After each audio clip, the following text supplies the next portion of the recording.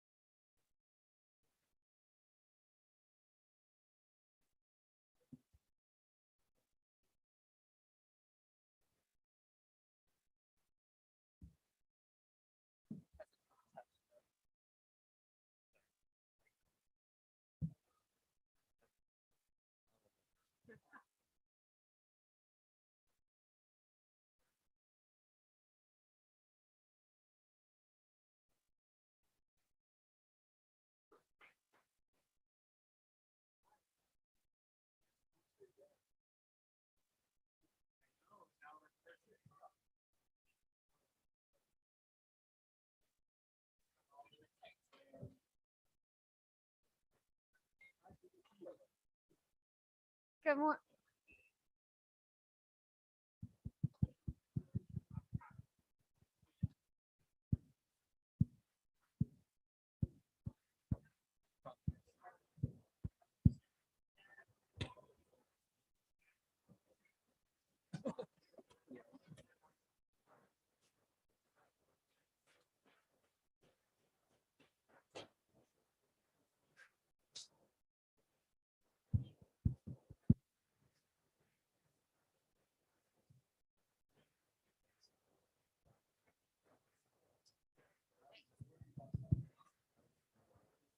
Good morning, everyone. I'm so glad to see you all here. My name is Danny Nierenberg. I am president and co-founder with Bernard Pollock of Food Tank. We're a research and advocacy organization devoted to telling stories of hope and success in food systems. And that's what we're going to talk a lot about today on this panel on innovative ways food businesses are looking at food waste, because there's so much the private sector can do to really change this issue. As many of you know, I'm telling you things you already know if you're here. Food loss and food waste is a huge contributor to greenhouse gas emissions and the climate crisis. But it's everyone's problem. And that's why so many businesses are really stepping up to the plate to take concrete action. So I'd love to introduce our panelists. We have Pete Pearson, the Global Initiative Lead for Food Circularity at WWF. We have Lisa Moon, the President and CEO of the Global Food Banking Network. We have Oliver Camp, the Senior Associate of Nature Positive Actions for Healthy Diets with the Global Alliance for Improved Nutrition. And we're joined by Keith Agoda, the CEO of Producers Trust. Thank you all so much for being here. A round of applause for them all, please. So Lisa, I'm hoping I can start with you. So much has been going on with the pandemic, the war against Ukraine by Russia. There have been massive supply chain disruptions that really have exacerbated food security for vulnerable communities. Can you kind of give us a lay of the land? Yeah, sure. Thanks, Danny. And thanks to all of you for being here so early. As we get to the near end of COP, we promise to make it as interesting as possible. But Danny, you're exactly right. So I'm from an organization that, of course, looks at food loss and waste, but our main purpose is humanitarian in nature. And we support community-based organizations worldwide that are looking to improve food access for those that are currently not able to purchase enough food to provide for them or their families. And so what we had seen prior to the pandemic is that we were very concerned about meeting Sustainable Development Goal 2 of zero hunger. You had approximately 1 in 4 people worldwide struggling with food access. About 800 million people that were chronically undernourished. And what happened through the COVID-19 pandemic is that the hunger and food insecurity rates just skyrocketed. Prior to the pandemic, our community-based network was serving approximately 16.9 million people facing hunger, and those are people in non-emergency situations. And in 2020, that number skyrocketed to approximately 40 million people. And in a normal crisis, you would expect that, that demand for food relief would decrease, and we have not seen that. And so I think that we're entering a period where volatility is the new norm. And I think one of the great opportunities I have seen is our first time at COP about this conversation is that we are really forced to have long-term conversations in addition to these short-term crises. And so I think that as we are in this moment where we're trying to avert a climate crisis that is upon us, and thinking about how do we build more equitable and inclusive food systems, we should also be thinking about how do we build in opportunities for circular economies in that. And of course, thinking about that food loss and waste, an enormous challenge, something that certainly is not talked about enough.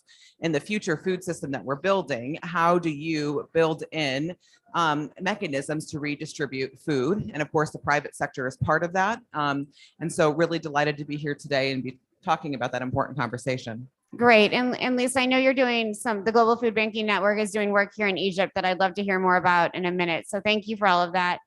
Oliver, when we talk about food security, there's been this focus for the last, 5-6 decades on really filling people up, calories, yields. But it's not just about making sure people get enough calories. It's about making sure they're well nourished, that they're getting nutrient dense diets. And I'm wondering if you can talk about Gain's work around that. Yeah, thanks, Danny. It's great to be a nutrition organization at a climate conference. I mean, this is exactly the topic that we want to bring together, the effects of climate change on nutrition and obviously all the other stresses that we have on the food system as well. We published a bit of research a few weeks ago, which says that around 4 billion people potentially in the world could have a micronutrient deficiency. And that's an incredibly serious issue. We talk about 828 million people going hungry, but 4 billion people with micronutrient deficiency, potentially with iron or zinc or vitamin B12 deficiencies. Can I interrupt you for 1 second? Because the last figure I heard was 2 billion, yeah, right? Exactly. And that was we felt slightly outdated figure. So Gain and the Micronutrient Forum and other partners worked on a new estimate. There's a very good presentation and a report that we can share, I hope, following this event. But we think that is definitely an underestimate, and that micronutrient deficiencies, so-called hidden hunger, are really a major issue. Just to link it to today's topic a little bit, food loss and waste is so often affecting perishable foods, very nutritious foods. And I think the angle that I really want to bring today and talk about is food loss and waste in low and middle income countries where Gain does a lot of its work. We work mostly in Africa and South Asia, because the value chains for nutritious foods there are really threatened by the climate crisis, of course, and by various other issues, which are only going to get worse. We're going to see more food loss and waste because of rising temperatures. We're going to see more issues with pests and diseases. And I think that this is really the time that we need to take concerted action on food loss and waste. Just one quick thought. I'm going to risk asking for audience participation here. Does anyone know how many countries currently have food loss and waste in their NDCs?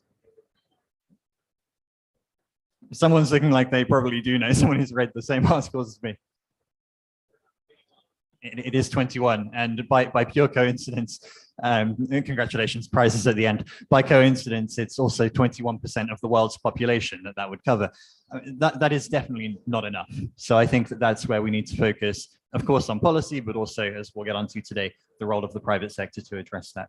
Absolutely, Oliver. So it's my understanding that the UN announced that we've hit 8 billion people this week, right? So the world's population is now 8 billion. So you're telling me that half of them have micronutrient deficiencies? Yeah, we think it could be as high as that. And that wouldn't be very surprising when you bear in mind that the State of Food Insecurity reports tell us that about 3 billion people don't have access to a healthy diet, can't afford a healthy diet. So, we're sure that we know pretty reliable figures in a lot of places in the world for women of reproductive age and for children, particularly girls and adolescents. But we need to now do the rest of the research to find out how accurate that estimate is when you bear in mind people of other demographic groups. Absolutely. We need to make sure that we're not wasting food so those important micronutrients get to folks. So Pete, if I can turn to you, there really needs to be a reframing of food waste from my standpoint to get the private sector more involved. And I know you've worked very closely with businesses and many others to get them, excited about this issue, to get them interested, and then to put the investment behind it.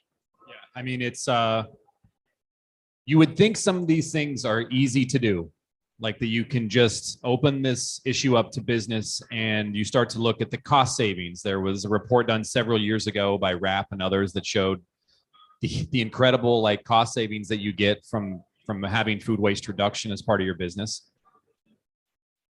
You would think that is going to be something that really propels the CEO and the C-suite forward, but there is just seemingly this barrier still to getting over that. And I think what happens is so many of these businesses, they are so large.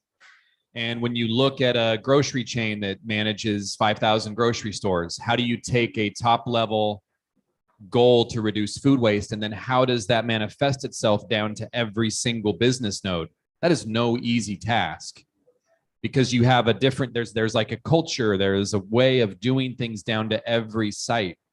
When you have a hotel chain, some of the largest hotel chain has 7,000 hotels all around the world. How do you take that top line goal and move that down to every single hotel site? Because the action, the change has to happen at that level.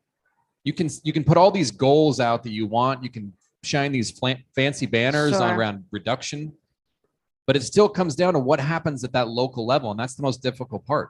Absolutely. So Pete, something that bothers me is that when retailers talk about reducing food waste, whether it's grocery store chains or hospitality, they say that, you know, they don't want to deprive consumers. Consumers are used to seeing those really nice buffets that are very plentiful. They're used to seeing piles of produce at the grocery store. If we take that away from them, you know, retailers fear that consumers will not shop at those retailers or go to those hotels anymore. Yeah, I mean, so I worked for a retailer for a long time, and I can tell you that the merchandising groups, the people that are in charge of basically merchandising and putting things out on the sales floor at a grocery chain, it's an extremely difficult job. They are constantly being pressed to sell more, and move product. And when you talk about fundamentally changing the way that happens, the way that's been done for 30 and 40 years, it's no doubt, they don't want to do that. They don't want to make that change. There's too much risk involved. But that's what has to happen. Like, we have to start thinking about things fundamentally different. One of my favorite examples, and I won't spend too long on this, but it's seafood. I went down to one of the fish markets down here locally, right? And it's this amazing fish market, but you have all of the seafood laid out on a bed of ice. And that is not the way to be displaying some of the most preciously valued things that we have, which is the seafood, that the wildlife that we're catching out of the ocean. I wanted to ask him, like, I'm the crazy guy that's like, what kind of food waste do you have after a night in this fish store? Like, Sure. You have to fundamentally change those types of things and revalue food. And it has to change. Absolutely. I want to get back to those cultural and economic shifts that need to happen in a moment. But Keith, if I can turn to you, I wonder where you see the private sector fitting into these solutions and how you can help derive that collaboration that needs to happen to make this successful. Yeah, I'm going to focus at the start of the supply chain, so close to the farmer level, and each country, each category, each geography is going to be unique. So I'm going to look at emerging markets. And right now, the big challenge is post-harvest infrastructure and logistics. So small farmers are losing a lot of their produce because in the seasonality, they're harvesting a lot all at the same time. Prices go way down. So a lot of times they're just throwing their food out. You see this in Sicily and Italy. So it's not just an emerging market problem. Sure. It's international. So, you know, the solutions that we're seeing work is around public-private partnership. So we have to de-risk investments into the infrastructure and into the logistics so that we can aggregate small farmer outputs and be able to pack, process, and bring them to market. And it gets more complicated when we're dealing with fresh produce, the highly nutritious, the stuff that's going to fight insecurity in food. And it's really about building together the market partnerships.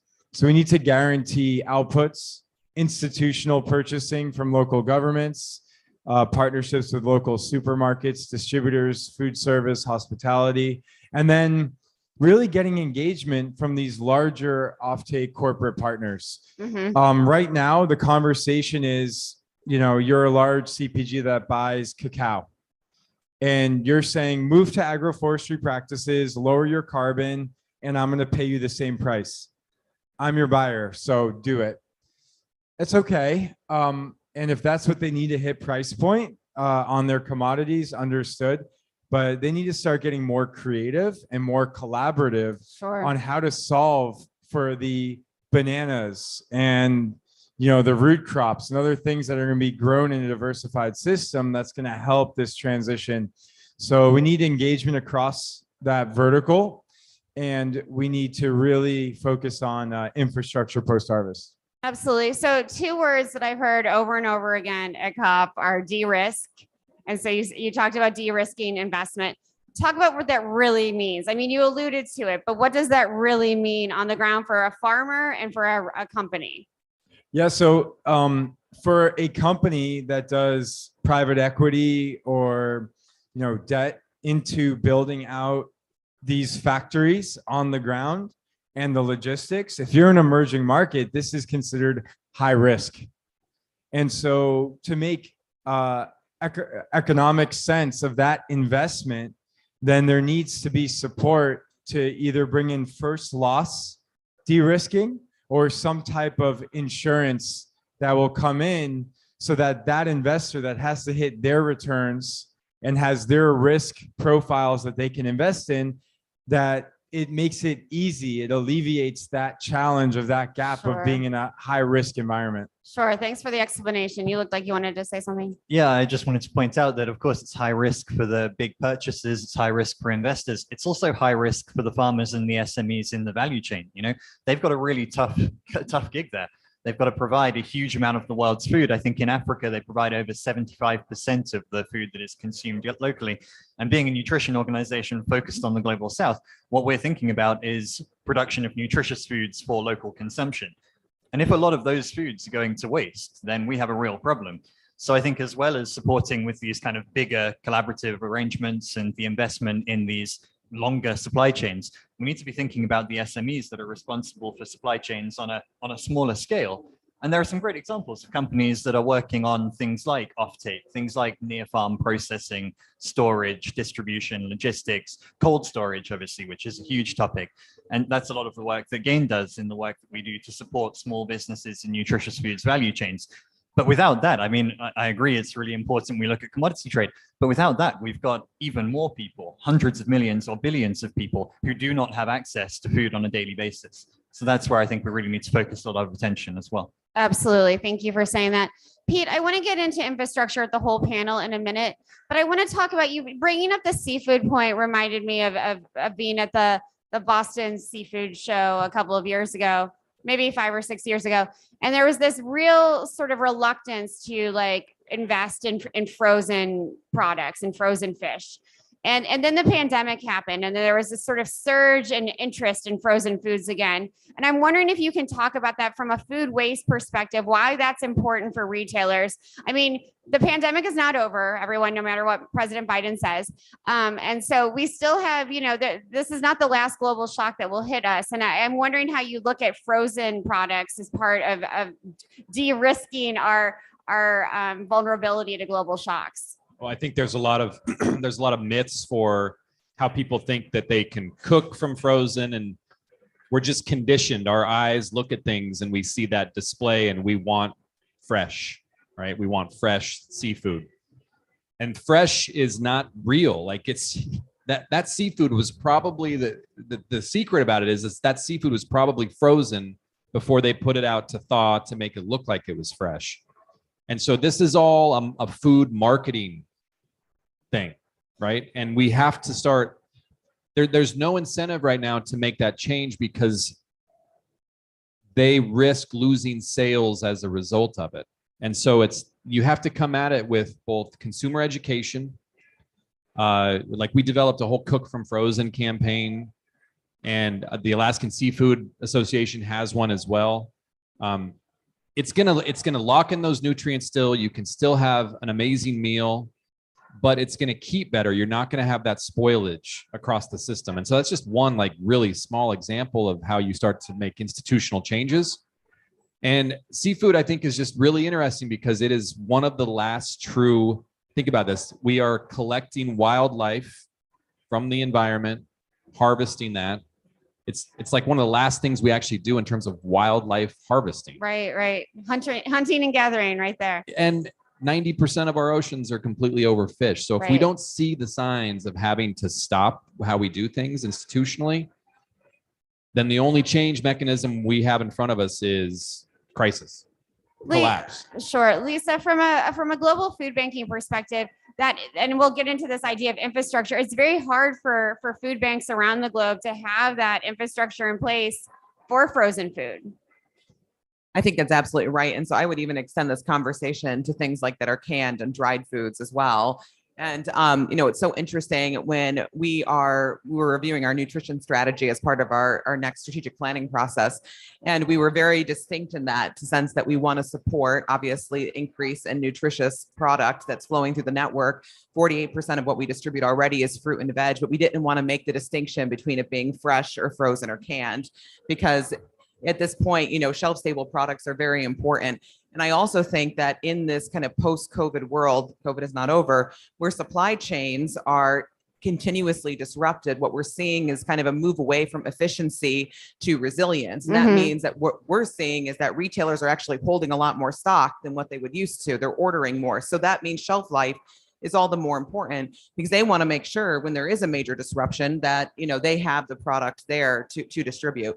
From a food banking perspective, especially in emerging and developing markets where most of our members are based, they're really looking at how can they turn the product as quickly as possible with the least amount of overhead cost involved. And so in the case, if they're moving fresh product or perishable product, they're certainly turning that within 24 to 48 hours, which means they're picking it up from the producer where it is surplus, transporting it to the clients that are in need of that access. And so frozen is a consideration, of course, and we would say probably 25% of the network has the capability to store frozen product. But with obviously having frozen product, you have to think about other things. You have to think about obviously the cost of that refrigeration Sure. and coolant. Are the agencies that you're partnering with, the daycares, the homeless shelters, the orphanages, do they have the ability to hold frozen product? And also there's a climate impact to it. So Absolutely. we're thinking a lot about kind of how do you move food as quickly as possible in that system with the least amount of cost. Absolutely. Thank you. Oliver, I know you were chomping at the bit there for a second. Yeah, I was just speaking about fisheries. It reminded me of something interesting and worrying that I was reading the other day, which is that as the world warms, we're going to see fisheries moving further north and south towards the poles. And it just struck me that with a huge amount of the population across the kind of a band in the middle of the earth, we're going to have a real issue with a much longer supply chain for fish. And we're going to need to invest more in those supply chains, more in things like the transportation infrastructure and the cold storage, to be able to ensure that fish gets from these places closer to the poles to the centers of population. We're doing some work right now in Mozambique, which I think is really exciting because we're working with the fishers. And what we want to do is develop these kind of distribution hubs. Well, they're already distribution hubs, but we want to improve the kind of drying capabilities using solar drying and the cooling capabilities, again, using solar powered cooling, so that when they get that fish catch, they can keep it fresh. As Pete was saying, it's quite a big issue when you just see fish stacked up on a market stall. It's hardly going to last a long time. And then you can use the better distribution. You can get quite innovative around maximizing the capacity of the cold chains that there are. And you can make sure that that food is actually reaching consumers.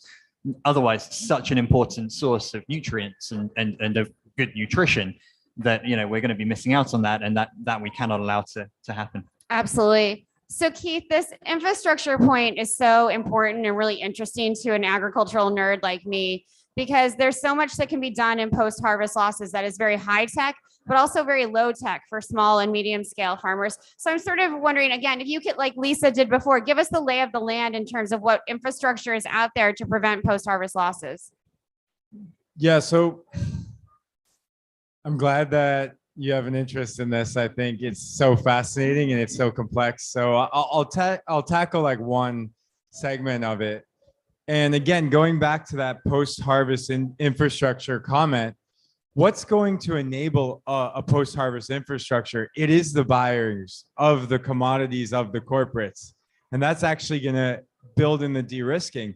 But I think the great opportunity I'm seeing and that's coming to fruition is around leveraging these infrastructures to then marginally add in additional machinery, additional dehydration, canning, jarring, freezing, so that even though maybe the commodity is the main item that's being aggregated and processed and packed for mostly export, that these infrastructure developments can then be utilized to have these local pack process, quality control, dehydration for other crops. And one example in Mali right now, we just got funding for a project with 27,000 women farmers who will be growing a grain called fonio, which has a lot of benefits for the earth, for nutrition.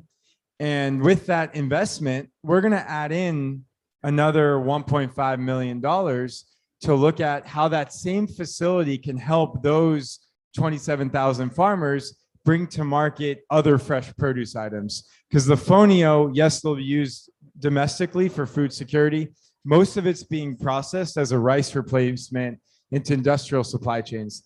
So I think when it comes to infrastructure, we have to creatively think at the margin and then leverage extension service agents or field agents, agripreneurs, the people who actually have access points on the ground being funded by World Food Program, World Bank, USAID, and others. There's regional scale groups, sometimes nonprofit, sometimes for-profit. And these agents who are already on the ground, again, marginal costs to train them in how to do aggregation of fresh produce, how to make sure harvests are coordinated across multiple farmers. So I think it's about thinking at the margin, how do we leverage existing infrastructure? Thank you so much for that. So Pete, that makes me want to turn to you because we saw so much interest, at least at the beginning of the pandemic, from experts talking about this need for regional and localized food systems that have that infrastructure that Keith is referring to, whether it's canneries or tinneries or processing plants for some of these crops. Do you think that that's a solution sort of looking forward from the food loss and food waste perspective? Absolutely. If you can find the ways to finance it and get the money moving into the system. Some of these areas, they from a development standpoint, they don't have much. And so I'm always fascinated by like how you get the financial engine behind these. And I'm curious for you, like how much do you think government plays a role in that? I understand what you're saying about businesses working down with their supplier level, but what role does government have to make those investments? I'd love your thoughts on that. Pete's being moderator. That's great. Yeah. And you know, the fonio example in Mali, and we just have Mike Chorsky walked in from Pegasus Capital Advisors, who's the funder. And what's making that facility possible is that USAID is also coming in. And then there's going to be other groups coming in on the grant side for the extension service so that we can digitize these small farmers and make sure we're tracking in real time what's being harvested, what are their impacts, what are their needs, so that we can coordinate. And, you know, de-risking is also coming from leading insurance companies. So Aon, Swiss Re, they're being very aggressive in finding creative solutions so that on a sovereign parametric level to governments, but then breaking it down to that small farmer level, to that factory level. And what we keep hearing from them in every conversation is we need data. We need accurate data at the source. And with that, we could do our work. And then they take it through their channels and they have World Bank, UNDP, and others that can help them de-risk their de-risking. It's a whole de-risking pyramid. Yeah, Pete, please comment. I don't mean it to make it the Keith and we won't Pete make show. it the Keith and Pete show, I promise. But I just want to go back to the 21%. This is why I think this is so critical that we introduced this 21% number at COP. Whatever happened last year with the global methane pledge, I feel like I woke up one day and the world agreed that the global methane pledge was a great idea. We need that moment to happen with this issue of loss and waste. And if we're still going to Dubai next year and it's 25%, like we have fundamentally failed. Like that has to be 80, 90% of countries that are agreeing to this so that you can unlock those public and private sector relationships and engagement. And I just want to throw in one other thing, that information flow, I think, is critical. Absolutely. Like you have to have this transparency and information flow between farmers and businesses. And that's what's going to unlock the profitability and the investments. Absolutely. We need much more of that. Lisa, I want to talk a little bit about food banking infrastructure and what you need from governments and what you need from these public-private partnerships.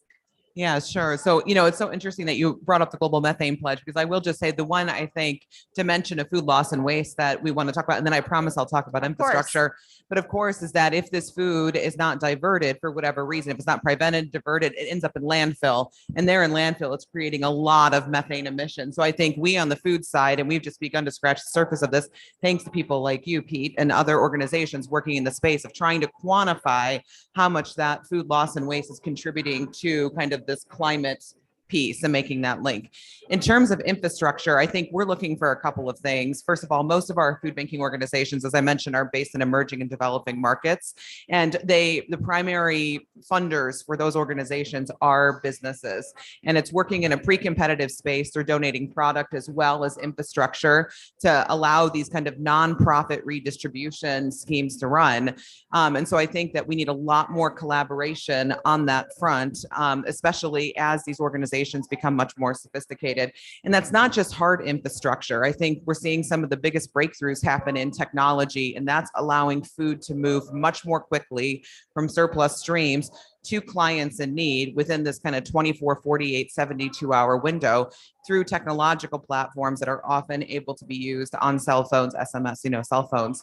I think from a government standpoint, the reality is that the majority of governments have no incentives, and in many cases disincentivize food donation. And they do this in a number of ways. First, they don't have liability protections for food donors. So if you are a producer, even if you're an SME producer, there is a significant risk if you donate your product, someone were to get sick or anything like that, you could personally be liable for it, or business, be liable for it. The second thing is that in some cases there are tax disincentives to donation. You have to pay VAT to donate. If I want to recover surplus product out of the port in Manila, you have to pay VAT on that in addition to anything else you might have to pay to be able to remove the product from port. And in the case that you don't have disincentives, there lack incentives. That means if I'm donating product or money to a charitable cause, in that case, there's no incentive for me to do that. These are all the things that kind of boil up to the fact that it's actually easier to throw food away than it is to keep it in the human supply chain. And so I think there's so many other things governments can do that we could talk about. We could talk about date coding. We could talk about investment in charitable measures for this recovery, but very simple, no cost actions. Good Samaritan law, which is liability protection, removing any disincentives, and where possible, incentivizing product donation, providing guidance on what food safety, application is in the donation context. Is it the same as it is in the consumer market, or is it different? These are the types of no cost actions that we can immediately take that will radically improve the environment to donate food so people facing hunger can access it. Absolutely. Go ahead, Oliver. Thanks. Yeah, that's really interesting. And I think a lot of this comes back to what the private sector can do, what the government has to do, and, the kind of divided responsibilities here. I wanted to come back to the point about how often the innovations aren't actually very high tech. I mean, some of them are, and I can see Olio in the room. You've developed an amazing app for food sharing. That's great. But on the other end of the spectrum, in Nigeria, 50% of the produce grown in Nigeria is lost or wasted, which I think is crazy. And one of the ways that GAIN worked in Nigeria to prevent that from happening for tomatoes, which are a really critical crop in Nigeria, is just using plastic crates. That was it. The innovation was plastic crates. Before that, they were using kind of sacks. And if you're putting a load of tomatoes in a sack, then in the bottom of the sack, you're going to have tomato puree, whether you like it or not. And that was responsible for a lot of loss.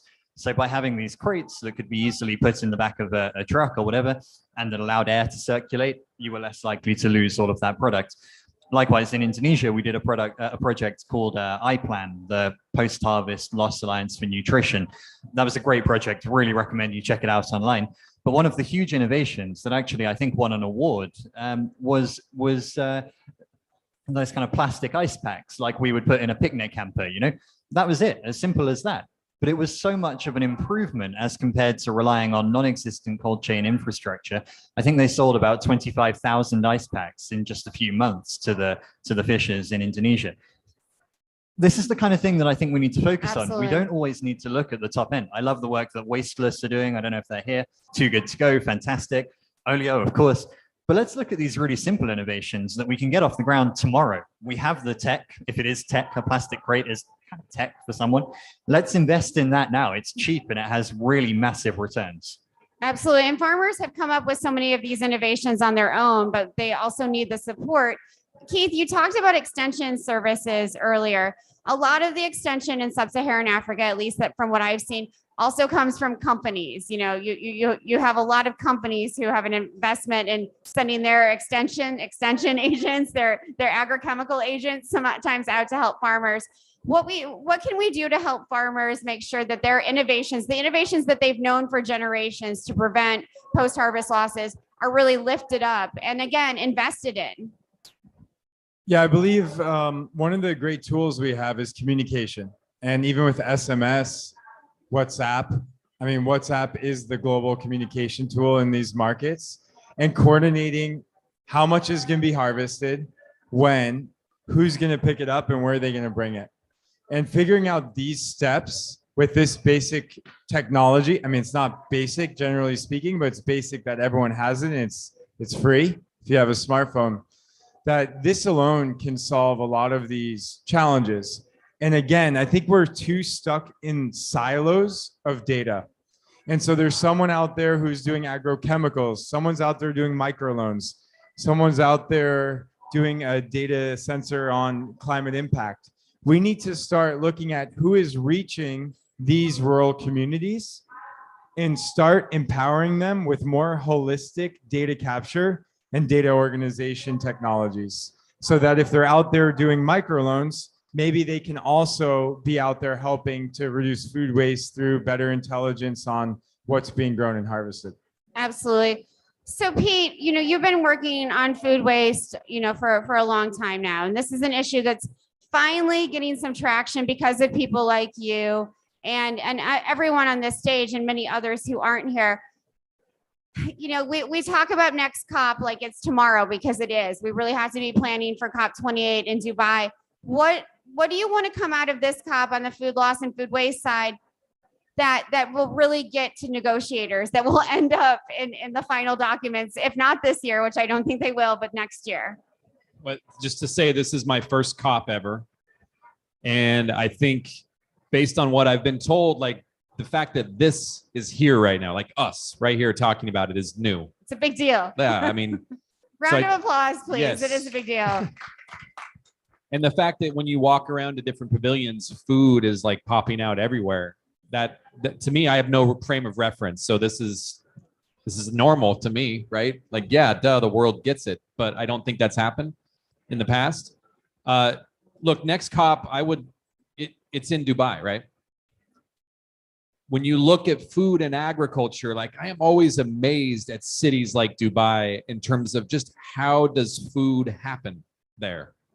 And I think if you had a really intense focus on COP being a place where we want to understand that, and we want to look at this in a circular way, like we've talked a lot about loss on farms, but I also think COP should force us to focus on circularity. Like what happens to all this when we leave? Right. What happens to all the nutrients that are going in the trash right now and probably being dumped in the desert, right? Like what happens with all this stuff? I think COPs can be an amazing place to reflect on that if we force them for the information that we want to see back, like feedback loops. And so I think we play this hard, and we go into next year having to have commitments from governments, number one, but then also taking a really hard look at where COP is happening itself. Sure. And trying to really analyze that hard. Sure. So Pete, this is my second week, and maybe I just missed them before, but today is the first day I saw composting bins, or at least separating waste. So maybe somebody heard you. I don't know. I haven't seen any of it, but that's all part of it. Like, right. When I think there should be like this feeling of when a COP comes to a city, you leave that place better. Sure. It's kind of those absolutely. leave no trace principles, right? Like and the World's Fair used to be. Yeah. You leave things behind. But I don't know if that's the case. I don't know, but I would love to press on that. I'd love to see if that can be a reality. Absolutely. Yeah. Absolutely. You look like you wanted to say something, and then I'm going to turn to Lisa. I just realized we haven't spoken very much about what does happen when waste occurs. We've talked quite a lot about preventing waste, but I mean, this composting issue is an interesting one. I hadn't really realized in the past that the reason why composting is so much better than landfill. Like, you still have waste sitting somewhere and presumably releasing emissions. Apparently it's because when it's enclosed at landfill, it produces a lot more methane, whereas when it's open composting, then it doesn't. But I think there's great innovation in this as well. I think there's a company called Esoko in West Africa, maybe in Ghana, who are working on kind of small scale composting units. So you can put in all of the local either agricultural residues or food waste, and that then turns into a fantastic kind of compost or fertilizer. And we're talking about the role of government, but I think the great thing about this is in this world of food loss and waste, so many of these solutions really are commercially viable. If you are the company with that composter and you're taking in what is a waste stream as an input and you're selling compost as an output, that's a business. Investor sitting here, that's a business. And I think that's a great thing to think about, because that's where I think a lot of the opportunities lie. Absolutely. There's so much opportunity here. Keith, when we look at public-private partnerships to do what Oliver is suggesting, like have more composting facilities, have more ways for people to reduce their loss. I mean, where does the private sector, what do you see them doing to really invest in that? I believe in, let's say, European and US markets, entrepreneurs just go to the races. You know, they come up with a great idea, they build a team, they build technology, and they bring it to market. And you've seen that with a lot of different, you know, upcycling type of food waste in the US and Europe. When it comes to, again, global South, we need the public sector to lead. We need champions in the governments. This year we have team ministers of agriculture who joined us at the Sustainable Agriculture of the Americas Pavilion. Last year was 3. And some of these ministers are coming up with amazing ideas to start scaling upcycling food waste, but more generally transition to net zero. And I believe once public sector shows that leadership, it's very easy for the private sector to follow with ready-made solutions across finance, entrepreneurship, technology, banking, insurance. So I think public sector needs to be encouraged to be the leader, and private sector to then go in and make great business. I love that model. So Lisa, now I do want to turn to you because, you know, as Pete mentioned, we don't know what happens, you know, in Egypt in a lot of ways, especially post-COP, but so much is happening here on the global food banking front. Yeah, so here in Egypt, the food banking system here is probably 20 years old, and it's called the Egyptian Food Bank. It's based in Cairo, and they were actually started by an incredible family of hotel owners and entrepreneurs. So funny, they did it because they saw the amount of surplus or waste that was coming out of conventions and weddings and parties at hotels. And so they actually, in partnership with many of the hotels, first in Cairo, and this has gone nationwide, has actually started packaging up all the surplus food and then obviously sending it in. And they actually have a huge warehouse in Cairo. So if you're planning to be here longer, you can reach out to them and see if you can take a tour. It's very impressive. And then they're redistributing that, and they're serving a lot of people in the country. What's so interesting, though, about it is they have actually done a lot of social business through their model. So they actually have a business now that's producing the trays that the hotels then buy, that they're then putting all the surplus food in and then sending it back out to the food bank because it's part of their CSR strategies. They're also doing processing. They own a lot of farms in the northern part of Egypt where they're growing certain types of grains and have some proteins that they're processing actually at the food bank itself. And so they're really looking, their mission is not just obviously redistribution, but how to end hunger. And through the creation of these social businesses, employing a lot of people that used to be clients at the food bank. And so we really consider Egypt to be one of kind of the leaders when it comes to thinking about food banking models and innovation kind of in the redistribution space for the purposes of addressing hunger. That's so interesting that recipients, clients of the food bank are now workers there and really spreading this model. That's wonderful. Yeah. I mean, obviously all of us who work in this space, at least me and our network, we all wish we live in a world where food banks didn't have to exist. Right. And I think even in the ideal place where you have a food system that is inclusive and equitable and sustainable, you do need to have those redistribution features. And for sure, in those cases, I think great business ideas like Too Good to Go make a lot of sense. I think that we really need a commitment. While we have widespread hunger, it's 1 in 4 people worldwide facing hunger. As you had just said, Oliver, it's at least 3 billion people, potentially 4. I'll have to look at the research, that don't have access to a nutritious diet. We need a commitment that within the food loss and waste space, that surplus food needs to stay in the human supply chain to increase access for those that need it. Otherwise, we're going to continue to see distribution of food resources to people that can already access it. Absolutely. So, Oliver, we've talked a lot on this panel about small and medium-sized countries and emerging markets, but food loss is also such a huge problem. Food loss and waste is such a huge problem in rich countries. And those micronutrient deficiencies are also happening in rich countries. And I'm hoping you can speak to that. Yeah, I think that same bit of research that Lisa was just talking about found that up to about 50% of, I think, women in the UK and US suffer from a micronutrient deficiency. So for sure, this is a whole package of interventions that we need. We're going to need dietary change. We're going to need to make sure that everybody has access to a healthy diet. And that isn't always the case where we have food deserts and so on. But certainly avoiding the waste of food that may be very nutritious, but maybe more perishable is absolutely essential. I think where we have access to nutritious diets, there is more of a role for consumer behavior change and also to work on food environments that are conducive to people making the right choices. We have a demand generation stream of work at GAIN, and it looks beyond just things like telling consumers to eat better. It's very much about, the marketing strategies and the way that products are put to consumers at points of purchase. So I think that is a really big thing that we need to look at, but I also think there's more innovation needed from the food industry, and that means small and large. We can work on upcycling foods, which we haven't talked about, to get very nutritious food out of what might otherwise be waste. We can work on being a bit more creative with how we use parts of animals, for example, that aren't currently eaten. We're doing some work on offal, which is really nutritious, but not always popular. Maybe we need to rethink that. And also we can look at things like, we were working on dairy waste recently, and in Ethiopia, in fact, sorry, not to your question about high income countries, but we were looking at ways that those byproducts can be converted to things like nutritious drinks and yogurts and fortified foods like fortified dairy products. All of these things come together. We can have innovation from the waste streams, innovation in product design, innovation in the way that we look at consumer marketing and consumer choice. And I think overall, we should be doing all of these things in all places. Absolutely. Because the problems are serious enough to justify it. Absolutely. Pete, I've talked a lot during these past 2 weeks about a lot of onus being placed on consumers to, either prevent food waste in their homes. Oliver brings up this great point about, how we really need to push companies and we need to push consumers at the same time. But it's very difficult. Consumers we've been talking about this. I've been talking to you about this for at least a decade, right? And I don't know how much progress we've made in getting consumers to change practices, getting retailers to change practices. I want you to end on something hopeful, but do you feel hope about this issue?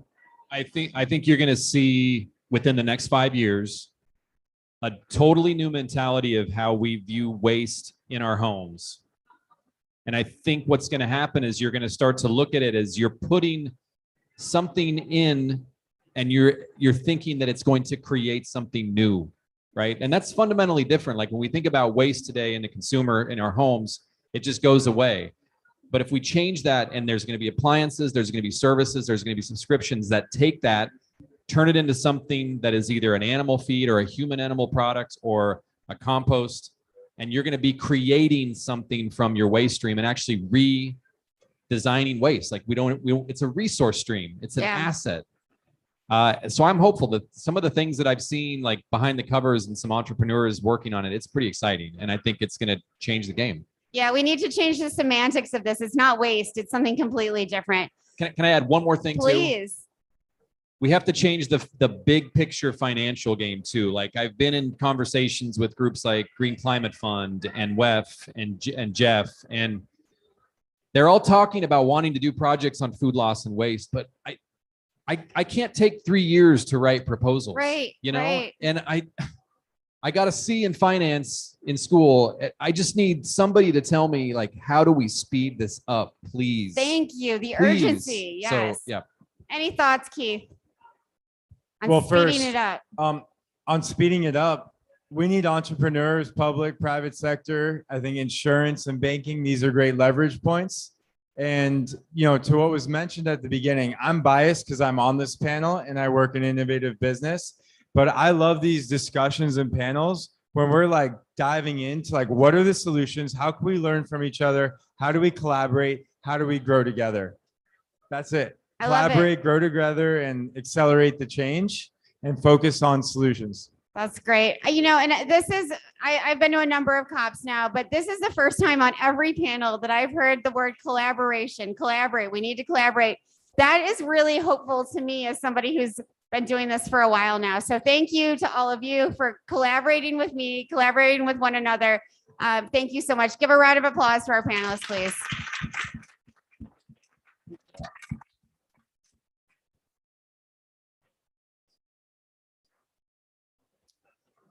Perfect. Thank you. It should stay. And I want to invite our next panel up. Thank you all so much again.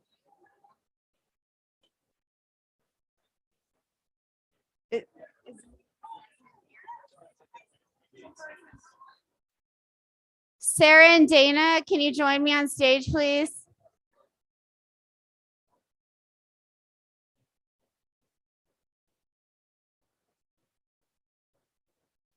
Hello. Nice to see you. Nice to see you. There's only two of you, so.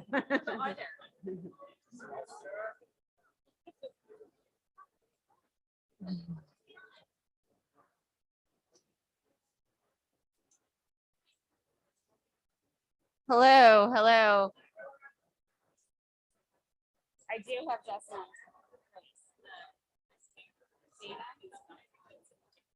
Dana.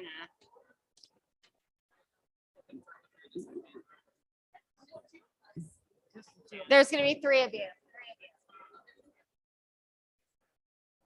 There's four. Wait, Four who? panelists. There's not. There's Lass. Oh, Desmond, sorry. Sarah, and Dana. Is she here? Yeah, It's they're all Donna. here. Just a few more minutes while we get everyone on stage.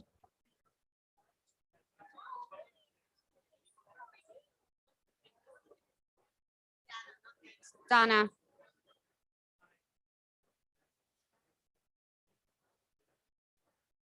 Have a seat, everyone. We're going to get ahead and get started.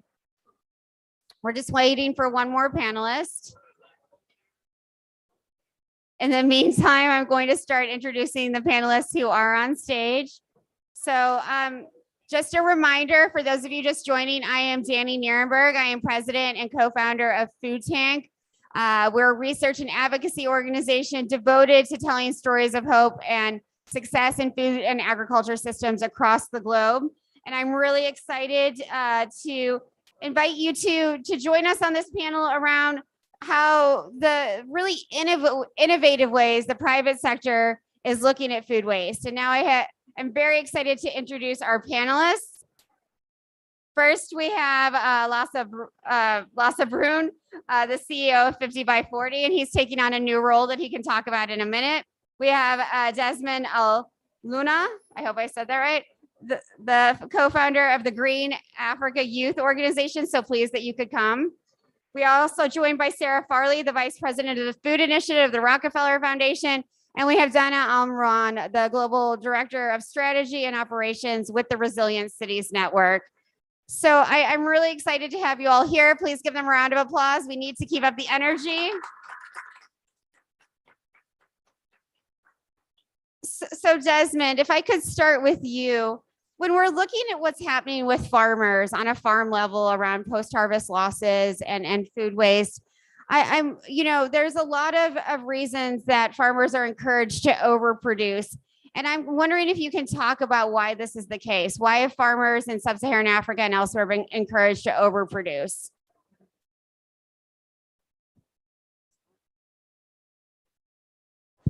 Okay, thank you so much. Well, I think a lot of the reasons are very obvious, and then some of them are apparently a bit of hidden. So what's happening is that we have a lot of problems with infrastructure, for example. So storage facilities are difficult to come by, and even road infrastructure to transport your produce from the farm is such a significant challenge that a lot of the farmers are having.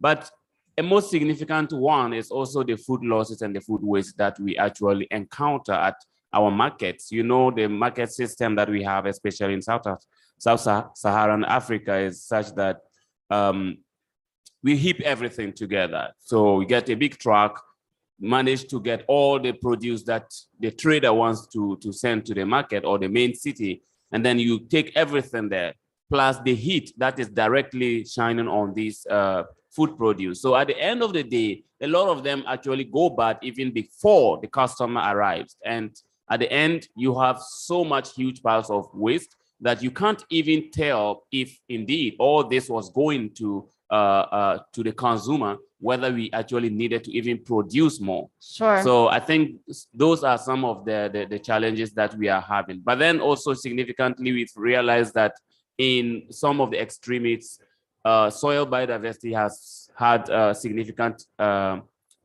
drill. There's been a lot of degradation. And so, yes, the production aspect also has its flaws. Absolutely. Thank you, Desmond. And I want to come back to you about how you're sort of fighting this trend of losing food and through women's groups and others who are really active on it. But we'll come back to that in a minute. So Lhasa and Sarah, obviously food waste can be caused by logistical and infrastructure challenges, but it's also tied to the way we value food, this idea of true cost accounting in food systems. And I know that's something very important to the Rockefeller Foundation and of course you, Lhasa, but Sarah, please start. And turn on your microphone. Yes, step one. Indeed, I think we have this staggering insight, having conducted a global true cost accounting exercise, that the price we pay globally for our food is about $9 trillion. The hidden cost, not in that price tag, is double. It's more than $18 trillion. And what are those costs? Those are costs to health, whether it's because we're eating too many ultra-processed foods, refined carbohydrates, the Western dietary influence, which is setting us up for diabetes, metabolic disease. It's the cost to our environment in terms of the water, the biodiversity loss, the soil degradation. It's the cost in terms of social inequity and disempowerment of people. If you actually account for those externalities in the food system, the true cost of our food is vastly more than we pay for it. So then the question is, should we just increase the prices, triple the cost of food? Well, certainly not, because consumers cannot bear those prices. We're in the midst of a food security crisis right now, where 800 million people are facing extreme acute food insecurity, and 2.5, almost 3 billion people cannot afford a healthy diet. What we do need to do is build in those externalities, endogenize them or internalize them. And what that will look like is a very different way of collaboration across not just Ministry of Agriculture, Ministry of Health, of livelihoods, of infrastructure, of finance, et cetera. And that will cascade down, I think, into the conversations we have that are so intense around food loss and waste, but frankly, aren't penetrating all those other layers of government and priority at the center of our food systems debate. Thank you so much, Sarah. Lhasa. Yeah, I think Sarah said a lot of really important points here. And when you look at post-consumer waste, and that's what we talk about here, as opposed to post-harvest losses we talked about here, I think one thing is the actual figures and the hidden costs and the externalities that are not counted in. There's also something to do with respect for food, or rather the lack of respect for food.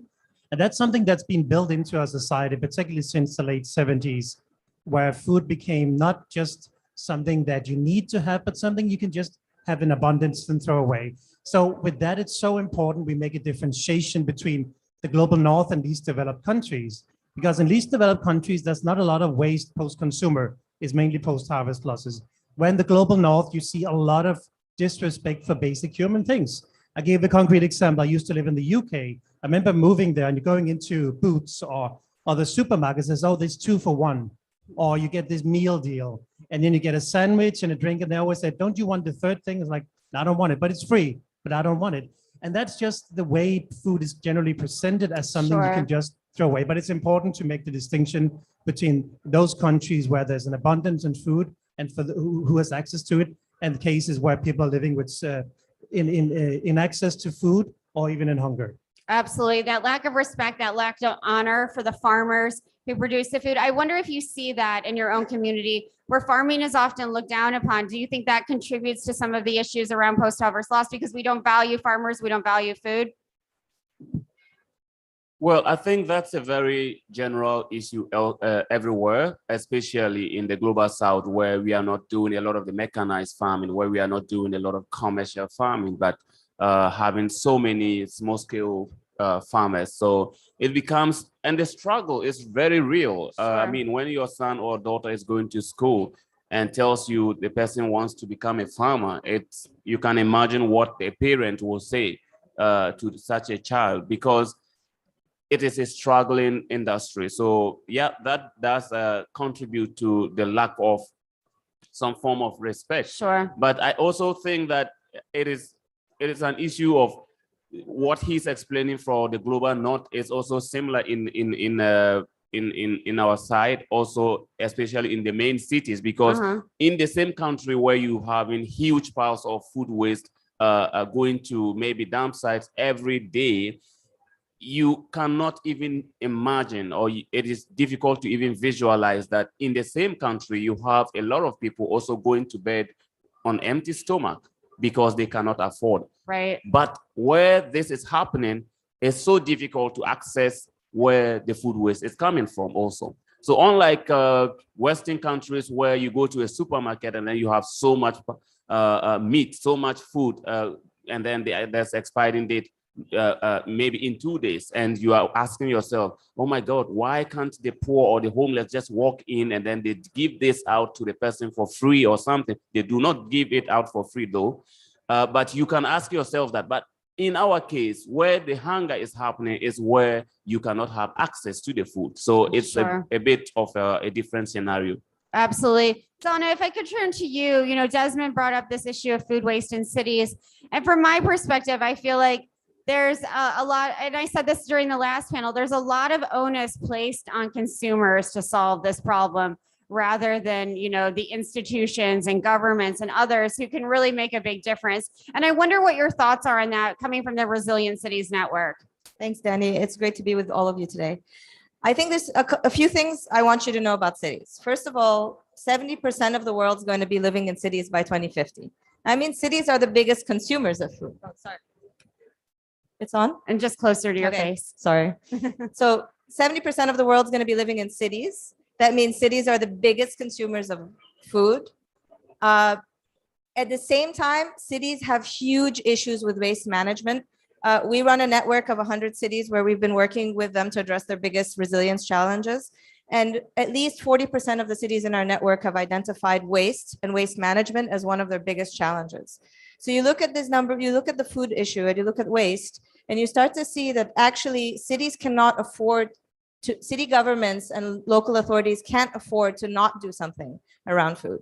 And waste becomes a really critical entry point for local government, because traditionally cities and local governments haven't thought of themselves as important stakeholders in the food systems. That's traditionally been under the purview of national governments, ministries of health, ministries of agriculture.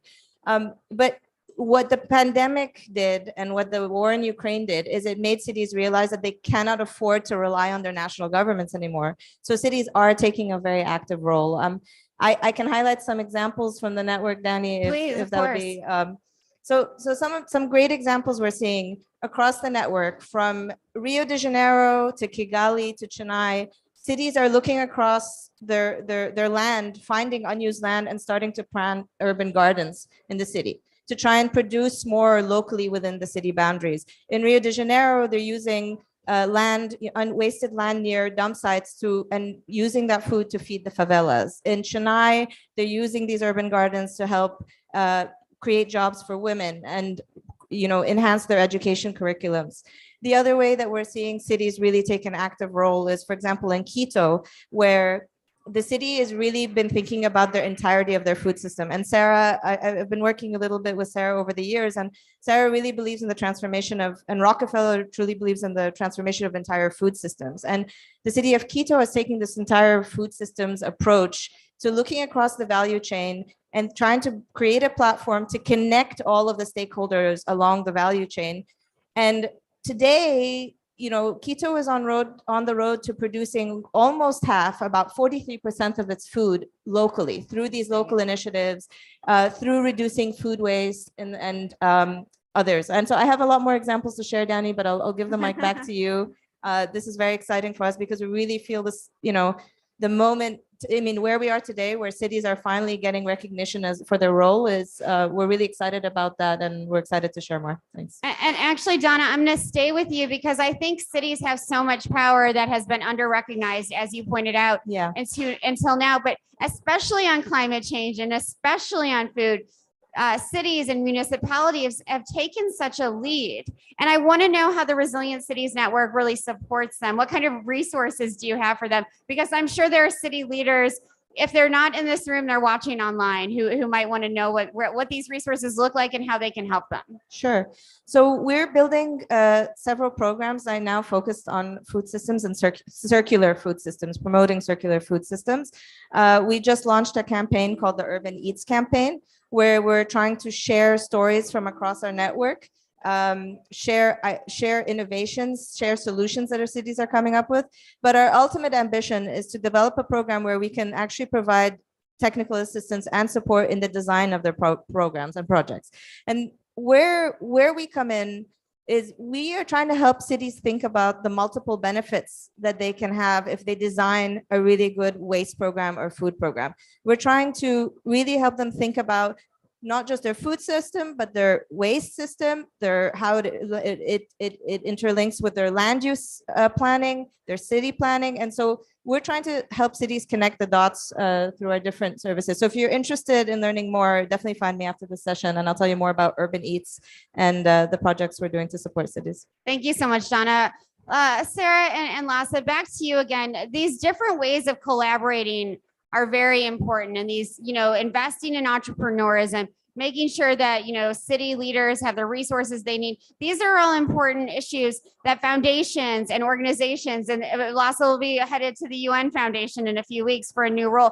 How can the philanthropic and sort of advocacy world really take this on in a bigger way?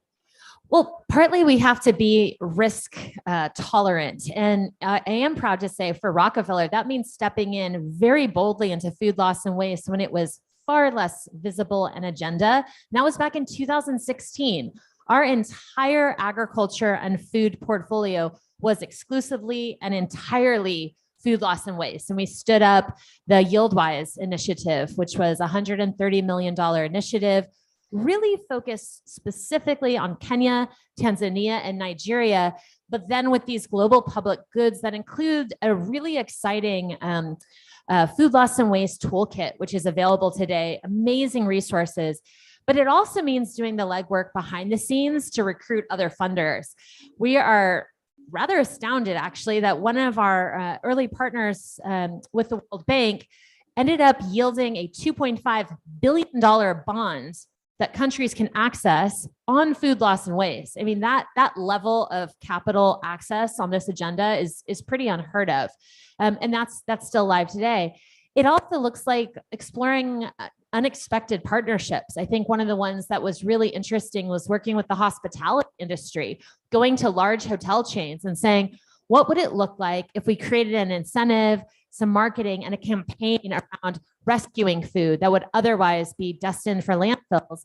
And therefore, Hotel Kitchen was born. So I think, you know, philanthropy needs to put its neck out, recruit other funders, create unexpected alliances, and really be leaders that can bear some of the risk to smooth the pathway forward for others to step in.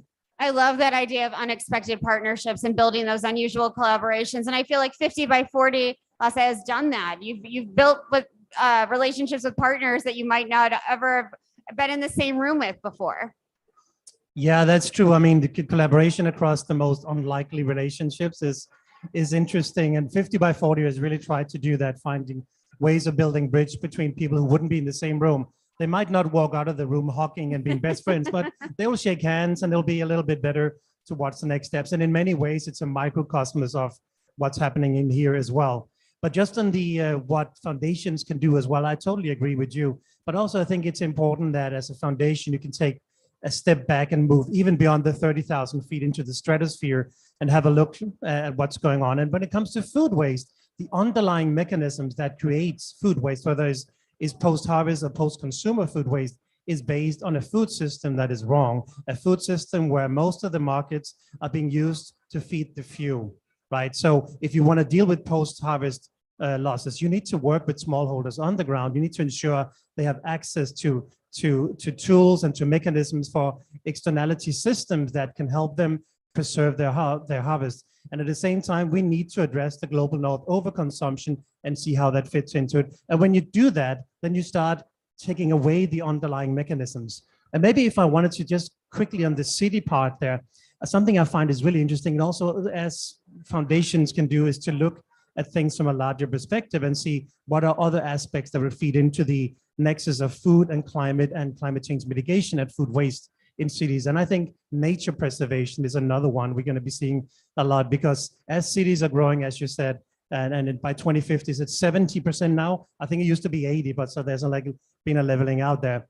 But as 70% of people are going to live in cities, the cities will grow. And will they then grow vertically or horizontally? Sure. But most of the time they grow horizontally, and then they eat into all the peri-urban spaces where food is produced. And then they get pushed out into areas that might be preserved or areas where there are endangered species living. Right. So biodiversity protection is another aspect of, so if you deal with the food loss and waste and produce efficiently within the areas, you're actually going into the whole thing and dealing with the polycrisis, as it were. Absolutely. Everything is linked here. So Desmond, that makes me want to turn to you and talk about, I know that you're working with women's groups and youth to really help solve this issue of post-harvest losses and make sure that communities have this ability to be entrepreneurs and make sure that their farming businesses are thriving and that they're making a living while also keeping themselves nourished.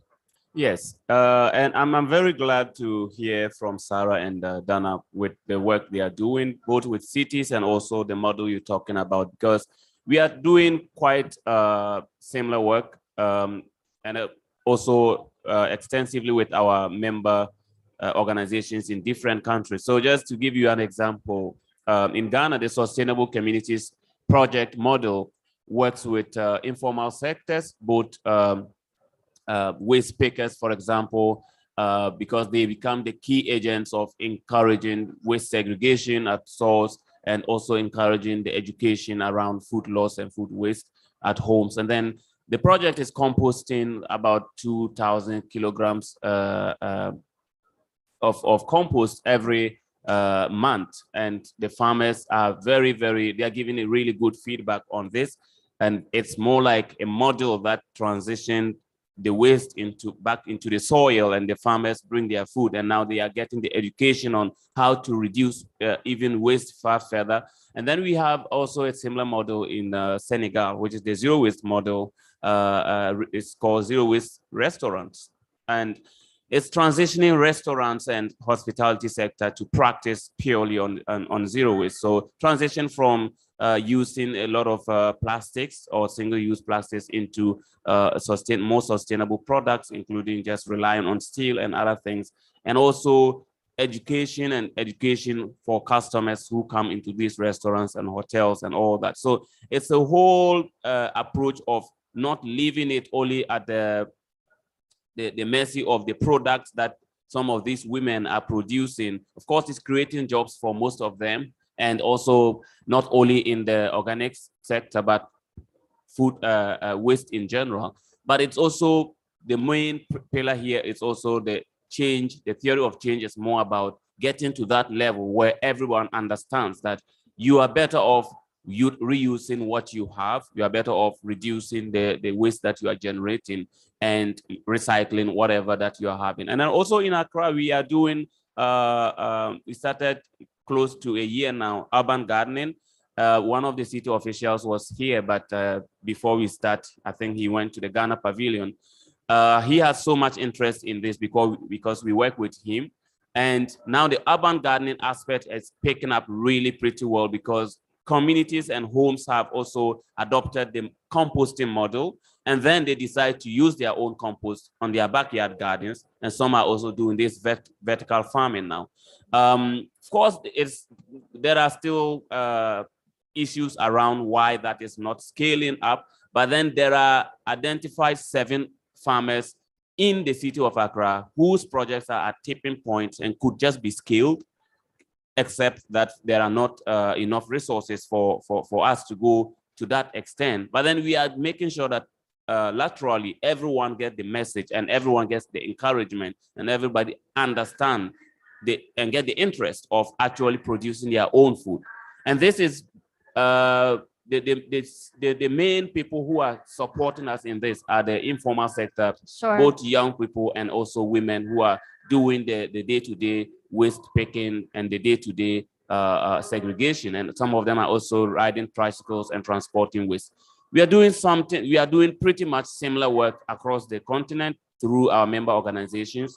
And I'm hoping that listening to presentations like that of Sarah and the Resilient City, we can get to a point where we are able to share resources and exchange knowledge around these things, because I would really trust the community-led initiatives, because I've seen that works far better and it needs very little input from external sources. Thank you. Thank you, Desmond. Do you want to hand the mic to Donna? Yeah, I just want to jump in, Danny. I hope you don't mind. Please. So I love that you mentioned this example, Desmond. So one of the cities in our network is Accra, and one of the biggest issues in Accra is solid waste management.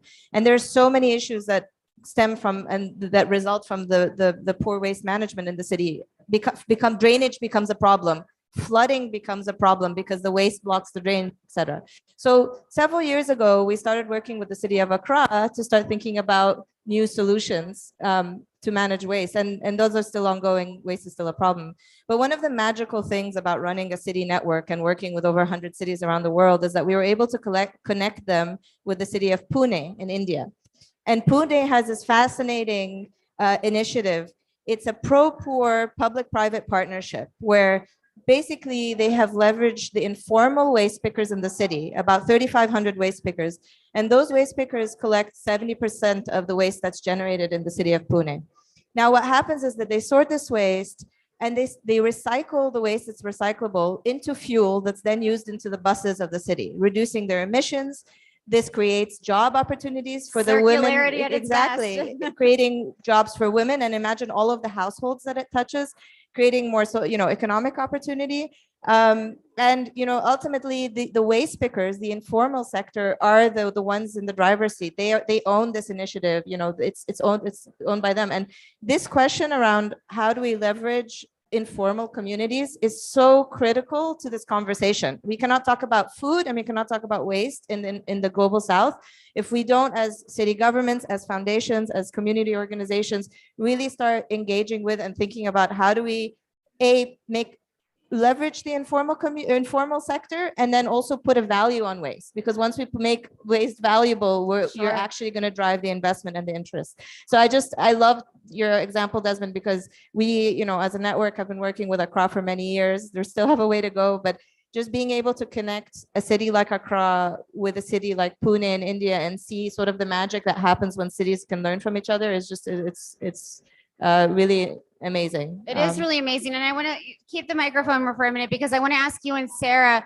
what YieldWise did is sort of invigorate, inspire other people to take action, really, and do those connections. And that's what Resilient Cities Network does too. Can you both talk about the importance of setting that example and then spreading it through communication, through word of mouth, through farmers and others, political leaders who can really take this on and spread that message? Well, I think we're hearing on this panel, and surely in many discussions we've all engaged in at COP, that if we don't take a systems approach to these systemic challenges, we are doomed. So why collaboration? Because I think if humanity had a bumper sticker at this point in our human history, it would be collaborate or perish. And that's where we're at. So why do it? Why structure networks? I mean, None of us has the full view, the full intelligence on any of these complex challenges, food loss and waste being an extraordinary one. But as Donna just spoke to it, you don't even appreciate it fully until you think about linkages to the informal sector. As Desmond said, linkages to the waste sector. And it's a fractal, right? There's just so many pieces of it. So I think philanthropy, like government, we need to catch up. We need to get really, really good at radical collaboration about network of networks, about studying what networks need. How do you sustain a network? How do you see the signals that a network is dying or fading or not servicing those who are part of it?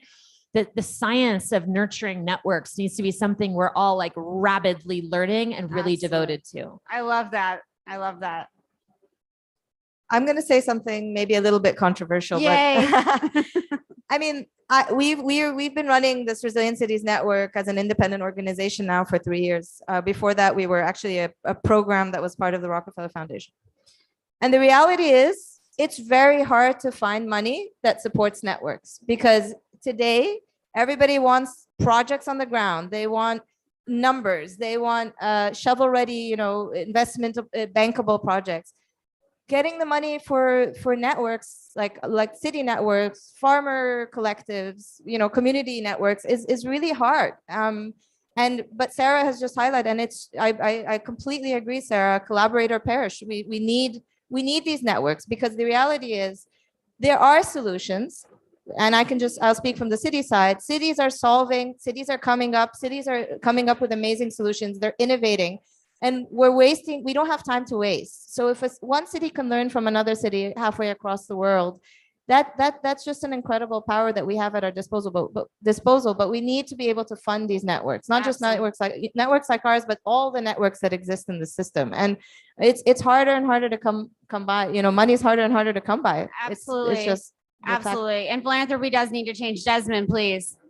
Yes, I just wanted to add that, yes, I totally agree. And even those who are sponsoring for projects on the ground are also hardly sponsoring for the opportunity. They do not give you allowance for you to even extend the human relation aspect, the attitudinal change aspect of whatever project you are doing. But that's where we come in, because for us, we step in as a facilitator rather more than the sole organization doing the work. That's why we work through the networks and we work with so many member organizations. In Accra alone, we've mobilized 380 informal waste workers. Now, these 380 informal waste workers, they do that for a living. That's what they do. That's their job. And on top of that, the encouragement is that because it is their job and because they now see a value in it, they do it even better. And I couldn't have imagined that as an organization, we would go in to do the same work and we probably do it well. We wouldn't, So now supporting such networks is very important. But then if the fear from funding organizations is that it is difficult to track, it's difficult to meet the reporting mechanisms, that's the reason why we are there, because then we facilitate those things. We have this report I'm holding here is Zero Waste to Zero Emissions. And it is not one organization, but we've compiled the various solutions. And most of these solutions are community-led, just with our facilitation. Of course, because informal sector have the difficulty or they are not well placed, for example, to package their solutions as a climate solutions, for example. They are not well trained to be able to do the research and align whatever they are doing to show that they are actually contributing to zero emissions. But then we are also able to now step in and facilitate and connect them to the various places where they get the opportunity to learn. In March this year, was it March, we had a waste paper exchange in Kenya, and we brought from different parts of the continent waste informal workers just to go there. We visited some landfills, we visited some initiatives that are also related to the different forms of activities that we are talking about here. And that alone helped them to understand and connect each other because there are certain waste that are in Ghana and they do not have people who recycle those waste. But those wastes are valuable in Kenya, for example, or in South Africa. So that exchange alone helped a lot of them to be able to build upon their experiences and started now cross-regional trade, if you may. So I think that we can take advantage of such groups that are coordinating the work of the informal sector and influence or support the informal sector without having the troubles we are still having today. Thank you so much, Desmond. Lasse, you wanted to comment? Yeah, first of all, why do you still have a voice? I'm losing my voice and you've been doing like 500 panels. Actually, you must have done like 120 panels or something like that. Anyway, Okay. Good job. I just wanted 2 points. One on what you said, Dana, about the funding, and you said was a bit controversial, and it is. Let me start a different place. What I think we can hope coming out of this COP is that with the increased focus on food systems, with emphasis in food systems, there's going to be funding for food systems. And that would address what you're saying, because a lot of the funding in the past have been vertical funding. You do X, Y, and Z, you change these things, concrete, measurable KPIs, done, dusted. Radical collaboration, movement building, making the systemic changes is just so much more difficult. And often funders do not find those projects to be very attractive, because like if you're asked, well, I am going to have a result 7 years down the line, which might lead to these people talking in a different ways. Like, what is that about? But that's so important. And I think that's one of the changes we can look forward to here. But I wanted to just briefly touch on another thing, if we're okay to pivot into another aspect as well, Please. which is about livestock issues. And I think I would be remiss if I don't talk about food waste and livestock issues here as well. And it is very simple. It is about feeding animals so much grain and input to getting so relatively little out of it. So you all know that to create like a kilo of beef, it takes roughly 10 kilos of grain. That's the rough conversion. And that's just not very efficient, right? Like think of it like this. If you were to have a machine that can transport you 1 kilometer, and if you put it into like one kind of thing in there, it will take one person. But if you put it in a different way, it will take 10 people. You wouldn't consider which one is the best. You go for the one that can address 10 people's needs. Right. And it's the same with food and feed. And it's a very global north thing. I want to be clear about that. Sure. So in the global north, a lot of the food that is produced is converted through animals into meat. And there's an excess of consumption on that. And even the IPCC pointed out that outlet earlier this year, when they said there's a connection between overconsumption of animal protein in the global north and nutrition deficiency in the global south. So it's about leveling out those levels. And there are several organizations, including one called Feedback. They're working specifically to address that waste issue, because it's so rampant and it's often overlooked as one of the core issues that actually is just bad use of calories. Absolutely. Thank you for pointing that out. And I want to stay with you for a minute, Lasse, because something you said earlier is so important, and Sarah said it too. We have to be thinking about food systems. We have to think about the interlinkages. When we waste food, we are wasting so many things. We are wasting love and inputs and labor and all of the things that go into producing food, because there is that carrying economy built around food production that we forget. When we waste food, whether it's at home or an institution does it, we're wasting a lot of that love and care. So I want you to sort of, maybe all can comment on this, the interlinkages. So if we waste food, we're, Lasse, you brought up, we're threatening biodiversity in so many ways. What are the other sort of consequences of wasting food? Well, water use is one of the key things coming to mind, which is particularly rampant in drought-ridden regions. Like here, look at the Horn of Africa. People are starving and they're dying from lack of access to water, while the little water that is there is being used in ways that might not be efficient. And then if that food is then wasted because there's not proper cooling systems in place or storage facilities, it just hurts double. And Absolutely. I think it's so critical to look at the externalities from that perspective, because if you don't, you'll end up with a non-food systems perspective. Thank you. Sarah, do you want to comment? Oh, it's the waste of water. It's the waste of inputs. It's the waste of labor. questioning about the waste of love. I've never thought about wasting love, but it's certainly to dishonor, which is, I think, something Desmond brought up. It is to dishonor that love and that community connection. And as Lasse is speaking to, the opportunity cost of that waste amidst this food crisis makes this really a human rights crisis too, I would say. Absolutely. Absolutely. Donna, do you want to comment? I mean, I think Sarah and Lasse captured my thoughts as well. So I'll pass it to Desmond.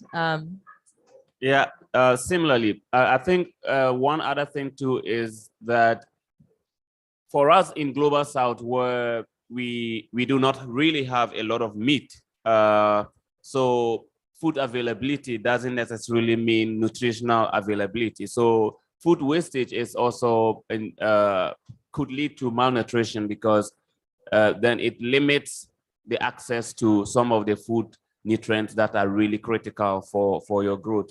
And then the other thing has to do with, of course, we recycle the same soil over and over again. We do not have the luxury of doing farming indoors and all that. So soil biodiversity becomes degraded significantly. And if you waste that particular food, you're going back to the same soil the next year and the next year. And so you are recording far less and less produce than before. And I want to spotlight a little of the gender issue here, because in sub-Saharan Africa, women are very central to agriculture, and we have communities up to today where girl-child education is also linked significantly to the fact that they are supposed to sit at home and support in certain forms of agricultural activity. So the more you waste food, the more you make it unavailable, the more some poor child somewhere has to remain at home and support the parents on the farm. So it's linked to education, it's linked to water, like they are mentioning, it's linked to malnutrition. And I think in total, it should not be wasted at all. Thank you. Thank you so much. I now want to turn to this issue of, when we talk about food loss and food waste, I think we need new words. I think we need new language, because we've been talking throughout the panels this morning about waste as a resource. And so the semantics for me need to change. And so Donna, I don't know if you can comment on that through your Urban Eats campaign and your ambassadors, how they're looking at turning waste into this resource. I feel like we need to do a little bit more of a sort of collaborative workshopping on this to like really make it exciting and make it approachable. One thing that I will say, and one thing that we've learned just from doing this work in other sectors, is that crises. There's a saying: you never waste a good crisis, right? And crises really are important in helping to change behavior. So in 2017, the city of Cape Town almost ran out of water. We were reaching a point of day zero, and we were working very closely with the city of Cape Town at that point.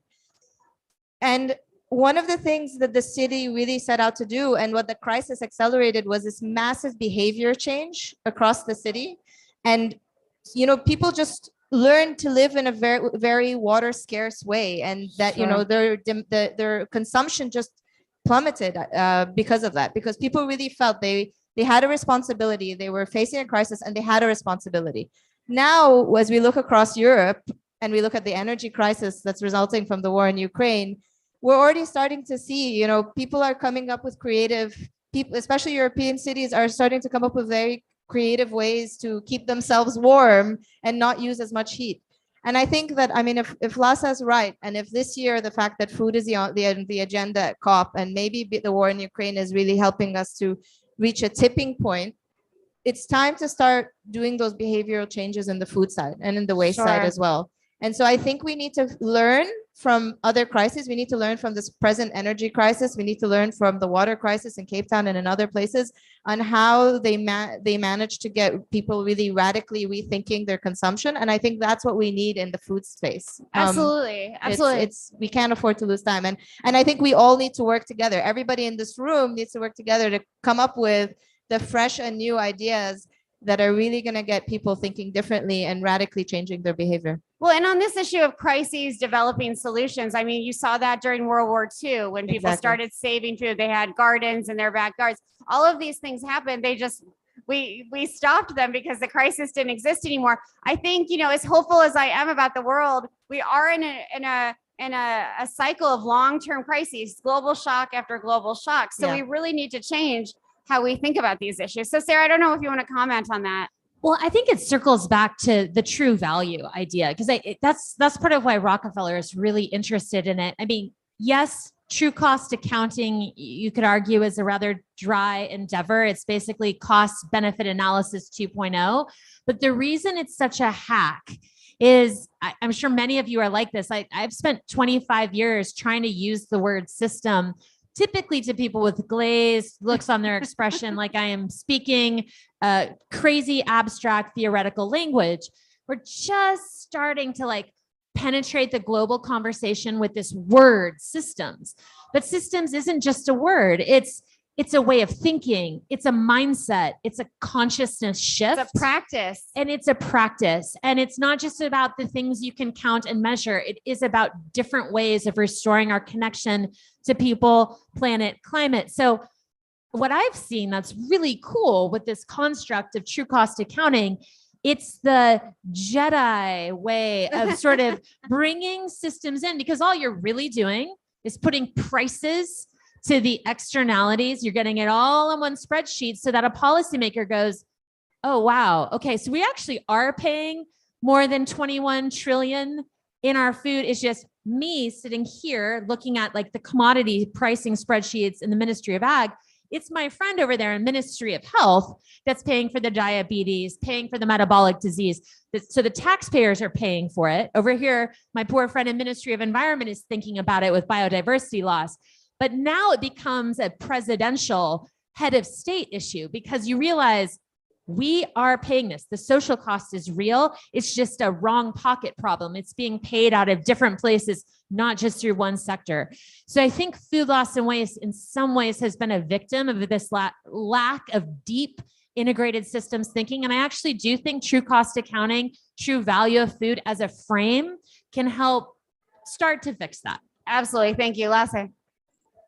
No, I couldn't agree more. And it's a good segue to what I wanted to mention as well. I think it's about education for decision makers.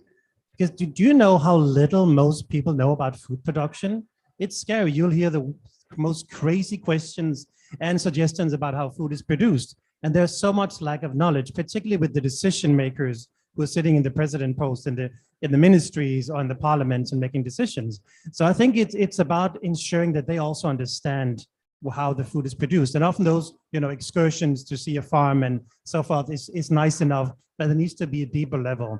And to your point about how things change because of a crisis, I don't know if you know the story about the sewage in the River of Thames in London.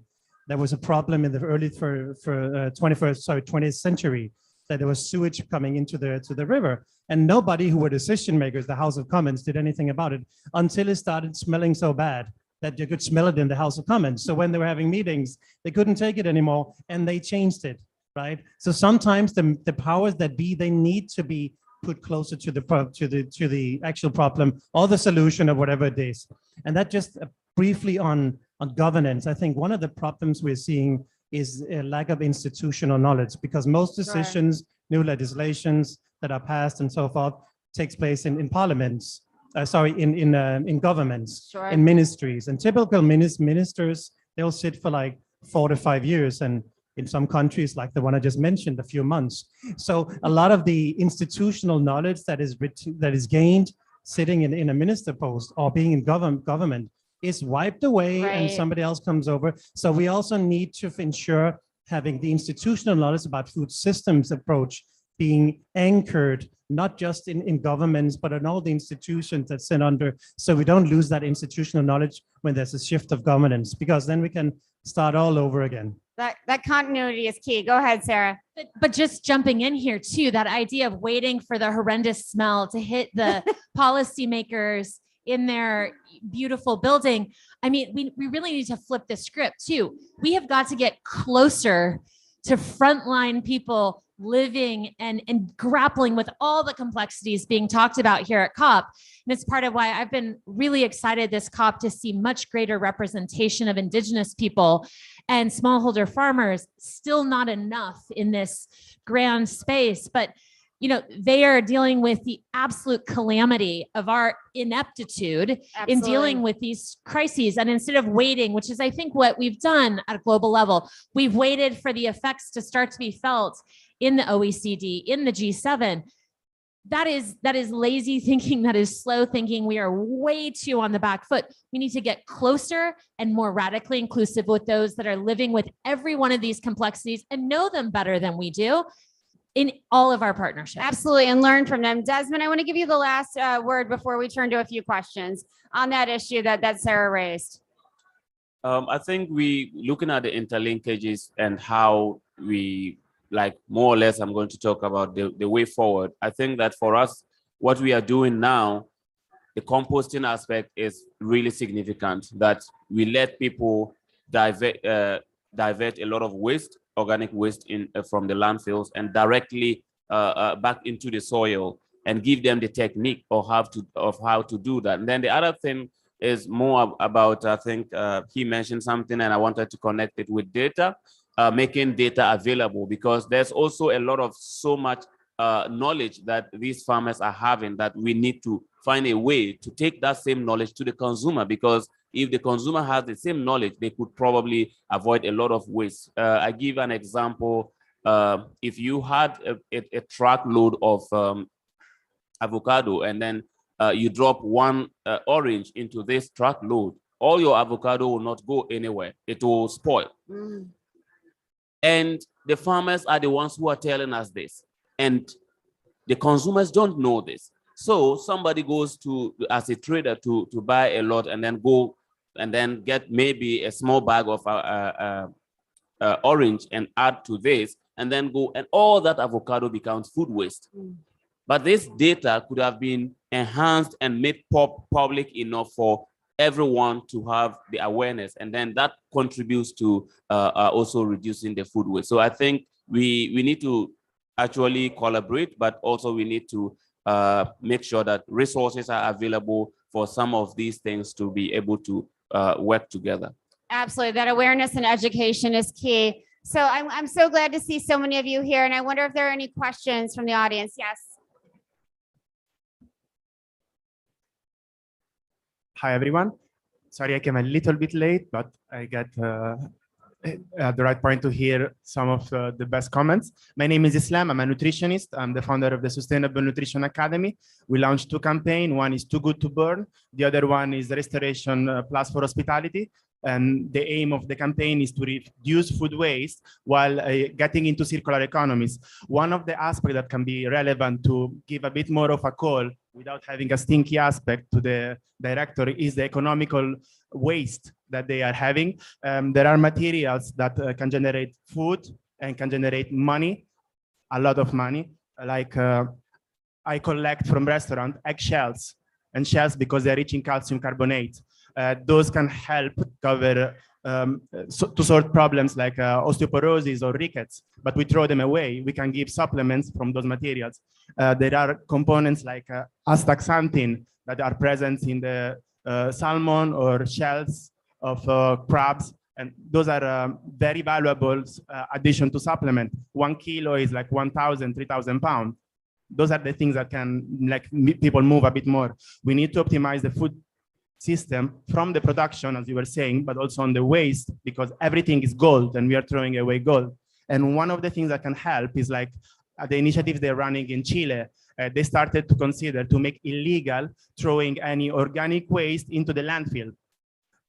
They still allow the freedom to the local producers and or community to administrate them in different way, because if different realities have different usage and resolution. So maybe this kind of communication can be relevant. Welcome.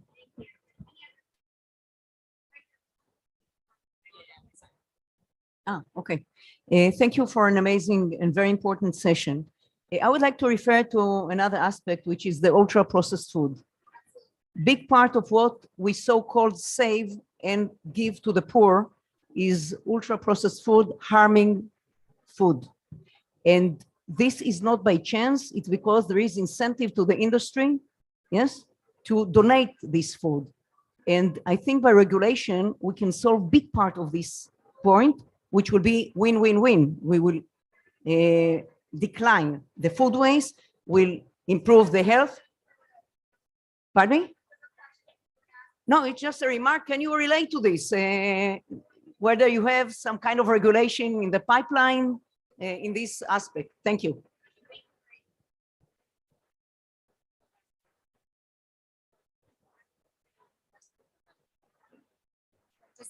Does anyone want to comment on that? No? Great. I'm going to go back to Richard. Hold the microphone or I'll try to take it. Oh, yeah. Good morning, everybody. My name is Richard Swanell from WRAP, the Waste and Resources Action Programme. And we're very proud to be part of a coalition called Food is Never Waste, which is all about trying to actually develop a circular economy in food and minimizing waste right across the supply chain. But whatever does arise, turn into good and reuse back in the economy. Like my colleague said, there are many technologies that can take inedible food and turn them into, for example, animal feed, turn them into biogas. Now, the key thing is we have to build new supply chains to make this work. And so my question for the panel really is, what do you see the role of public-private partnerships, policy interventions, and behavior change campaigns can be in driving this us irreversibly towards a circular economy in food?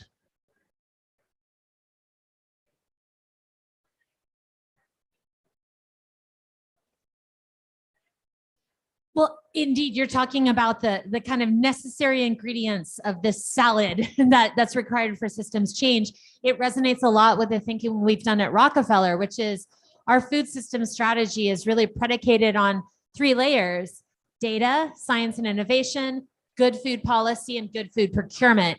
I do think this connects to the comment on ultra processed food and some of the comments Desmond was making too. I do think procurement is a really powerful way to marry up the public signals to private sector producers, get the flywheel moving in terms of setting new expectations and kind of the cultural shift, especially when the public institutions are schools and you're working with children who are also vulnerable, who 370 million children today require or rely on school meals for the one meal they get a day. So I think there's really something in kind of the public procurement as a strategic leverage point to get to the multiple boxes that you're challenging us to tick simultaneously, and they have to be. Lasse.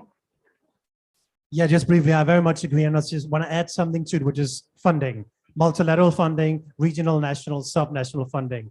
Because right now the funding streams are going against national dietary guidelines, against soil preservation, water preservation. So that needs to be shifted as well as part of the PPP.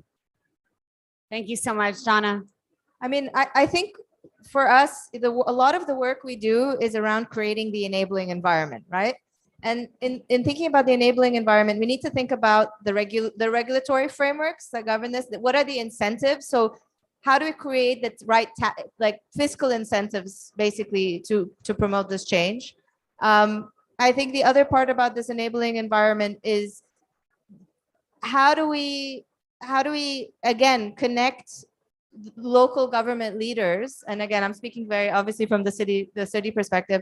How do we connect them to national governments, to regional governments, to international organizations and coalitions? And a lot of times they're left out of the equation, and so we need to start connecting the dots. We need to start thinking about the fiscal incentives, the regulatory frameworks to basically nudge everyone in that direction. And I think until we start to do that, until we start to really see those policy changes, as you were saying, and the example from Chile is a great one, it will force people to think differently and to be innovative and to be creative.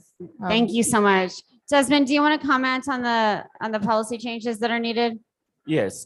So for us, our model works with municipalities, city officials. So what's happening is that in every municipality we go, we first of all engage, and then we try to build a material recovery facility, which is like the spot where every community member bring their waste, whether it's plastics or organics, and then in exchange for money, or for something else.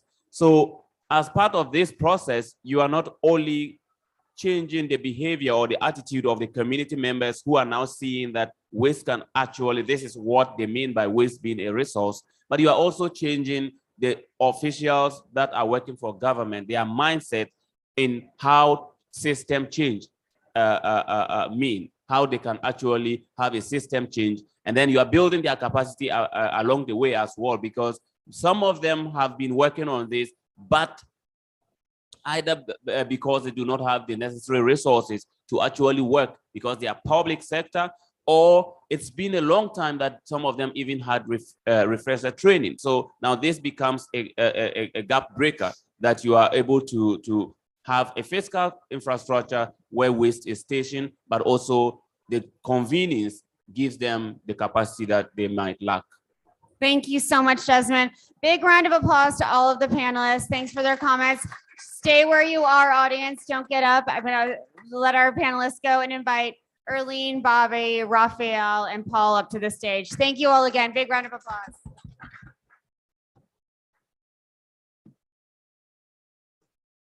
Thank you. I can barely get up, or I get up and I'll get up.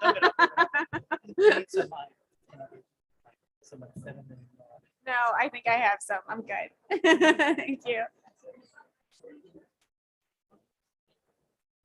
Paul, I see you in the back. Please come up. Bobby.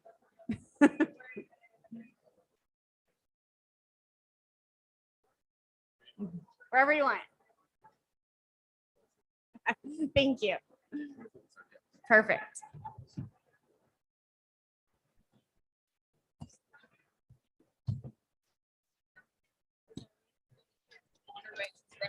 Great. Perfect. So hello again, everyone. I know this becomes repetitive. I'm Danny Nierenberg. I am president and co-founder of Food Tank. We are a research and advocacy organization devoted to telling stories of hope and success in food systems. I'm really excited about the next two parts of our discussion today around food loss and food waste. So this two-part session will look at the food waste revolution taking place in kitchens around the world. We have two great panels lined up who are here to talk about the ways that chefs and cooks, very passionate ones, very involved ones, are armed with food waste prevention strategies and new technology, and are able to reduce food loss and waste. So please join me in welcoming this first panel with Chef Paul Newnham, Director of the Sustainable Development Goal, SDG2 Advocacy Hub. We have Bobby Chin, a celebrity chef and Urban Eats Campaign Ambassador for the Resilient Cities Network. And we have Raphael Pallet-Silver, the Director of UN Affairs with ProVeg International. So welcome to you all. Keep the energy up, everyone. Big round of applause. Woo! Paul, one of my favorite people, and I get to start with you. So, you know, I asked in an earlier panel about how the recent supply chain disruptions were affecting global food banks, but they're also affecting chefs and the way that you think about what to cook in your kitchens and how to sort of source food. Can you talk about the challenges that chefs and hospitality experts are facing right now? Yeah, there's been an amazing shift happen. I mean, first and foremost, there's been a real traumatic experience for many people in the hospitality industry. Many restaurants had to shut, they had to close, they had to make choices about how to keep their staff, in some parts of the world, fed even. You know, I was talking to chefs in India where they were opening the pantry and saying, go, you know, there was no safety nets or very limited safety nets. Others had good safety nets by government that supported. So there were some real practical challenges in this.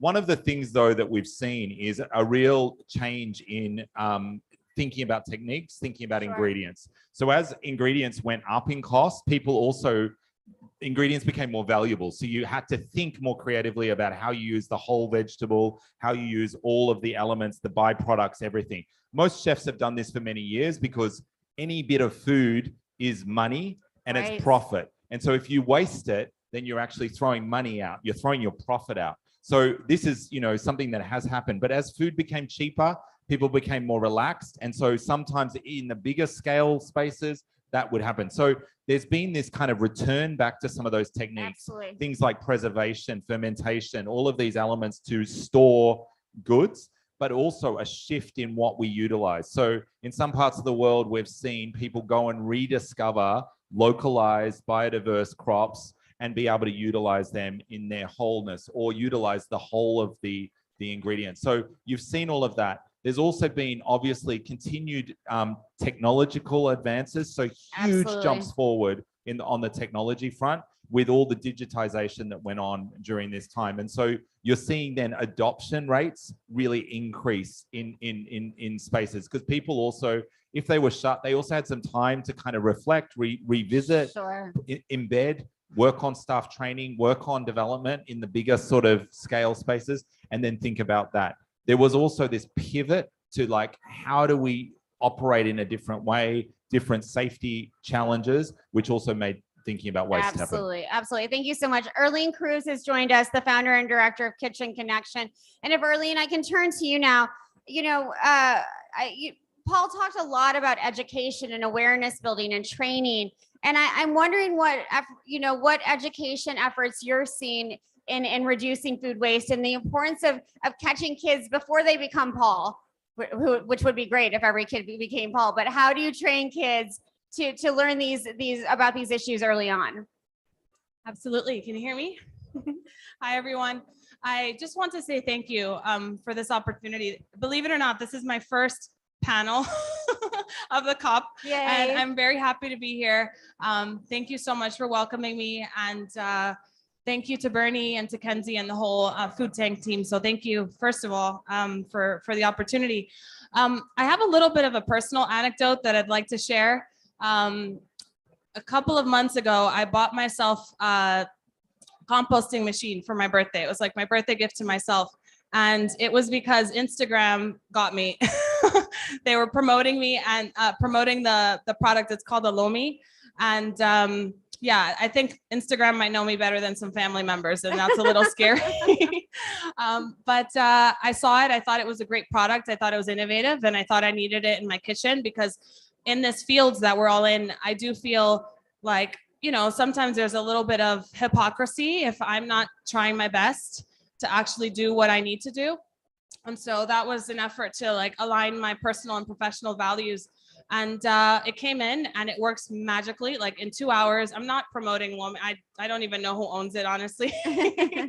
I can honestly say that it works well. In 2 hours, it'll compost your food waste into dirt. And it's magic. I have a little bit of an issue with how much energy consumption, right? It requires, because it's electric. So, you know, at some point, hopefully there'll be solar composting machines. I'm not sure if they exist already. If so, let me know. But the point is, I was really proud of this product. I was like, this is amazing. And I was bragging about it to one of my close friends, Elle from Korea.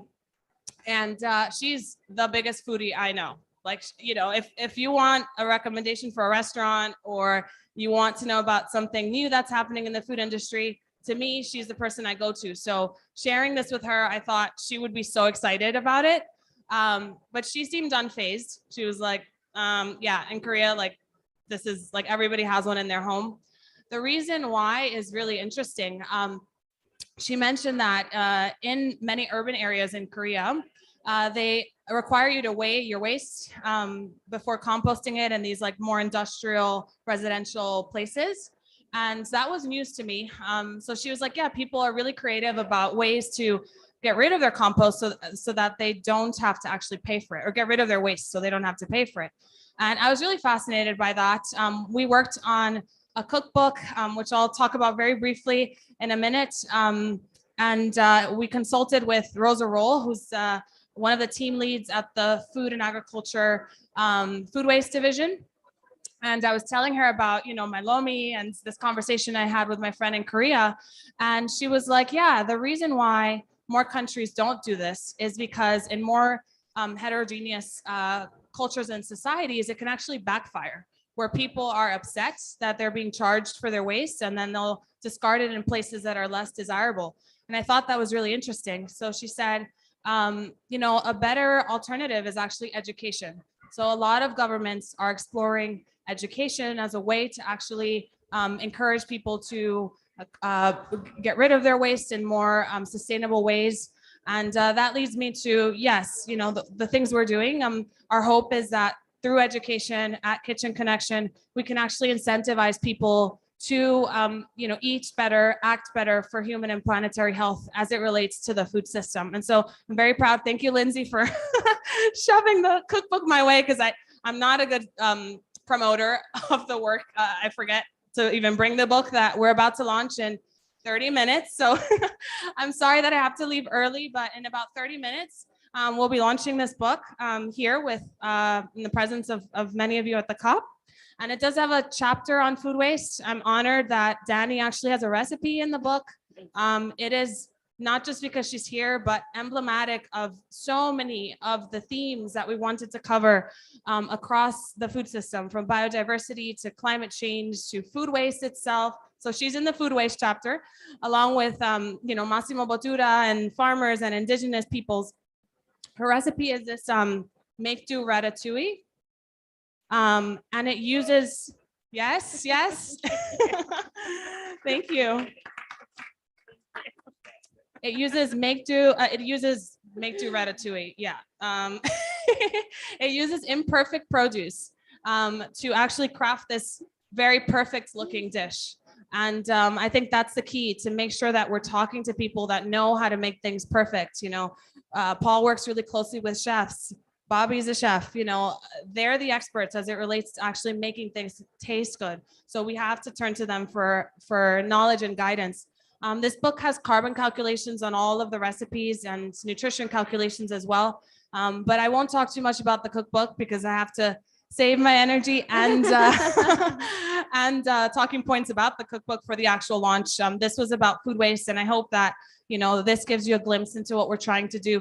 One very last thing, we are using this recipe in our children's book that is coming out next year based on this cookbook.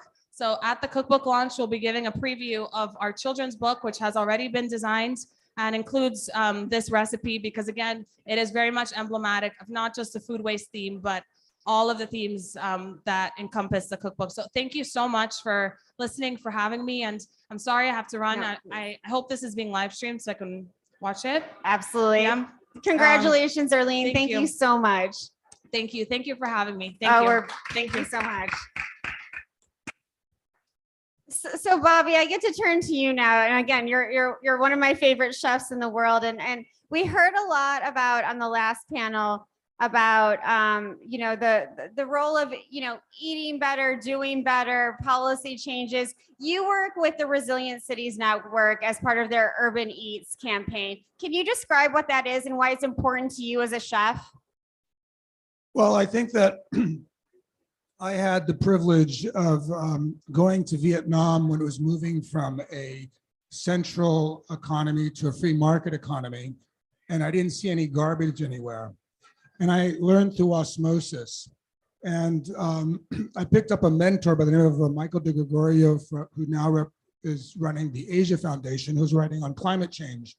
And so I got an incredible education from him. Simultaneously, I was learning a lot from my Vietnamese staff. There was no waste in my kitchen. They were literally separating the garbage. Michael was pointing out like how the whole system worked, that Vietnam couldn't rely on state-run enterprises, so they looked at recycling. And so there's this incredible market in recycling. So the waste, as an example, goes to pig farmers, and then they feed them the waste, and then they use the methane gas to light their houses and utilize their walks. And it was all fascinating to me. So I was learning a lot about that really in the 1990s, and everything he was telling me was coming true as far as climate change was concerned.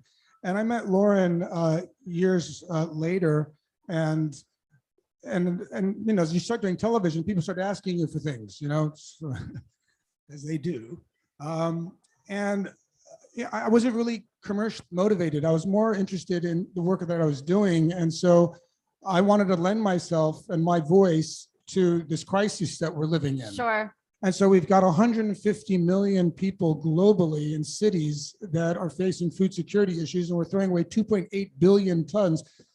of organic waste is sacrilegious for any chef. It's offensive. Absolutely. And so for at Resilient Cities and the Urban Eats campaign, it's about creating a more circular food system, reducing waste, reducing the supply chain. And it's 8% of global greenhouse gases, should be the third largest polluter after the United States and China. I think it's kind of like low-hanging fruit. I believe that we can do that as individuals. And I think we can do that in a more accelerated manner than a lot of the other complex issues that I'm basically hearing at COP27. Thank you so much, Chef Bobby. I really appreciate it. Raphael, I want to congratulate Raphael and all of the organizers of the Food for Climate Pavilion for putting this space together. Please give him a round of applause. This has been a really unique space to have frank conversations. So Raphael, I want to give you this opportunity to talk about what ProVeg International does and what your stance on preventing food loss and waste is.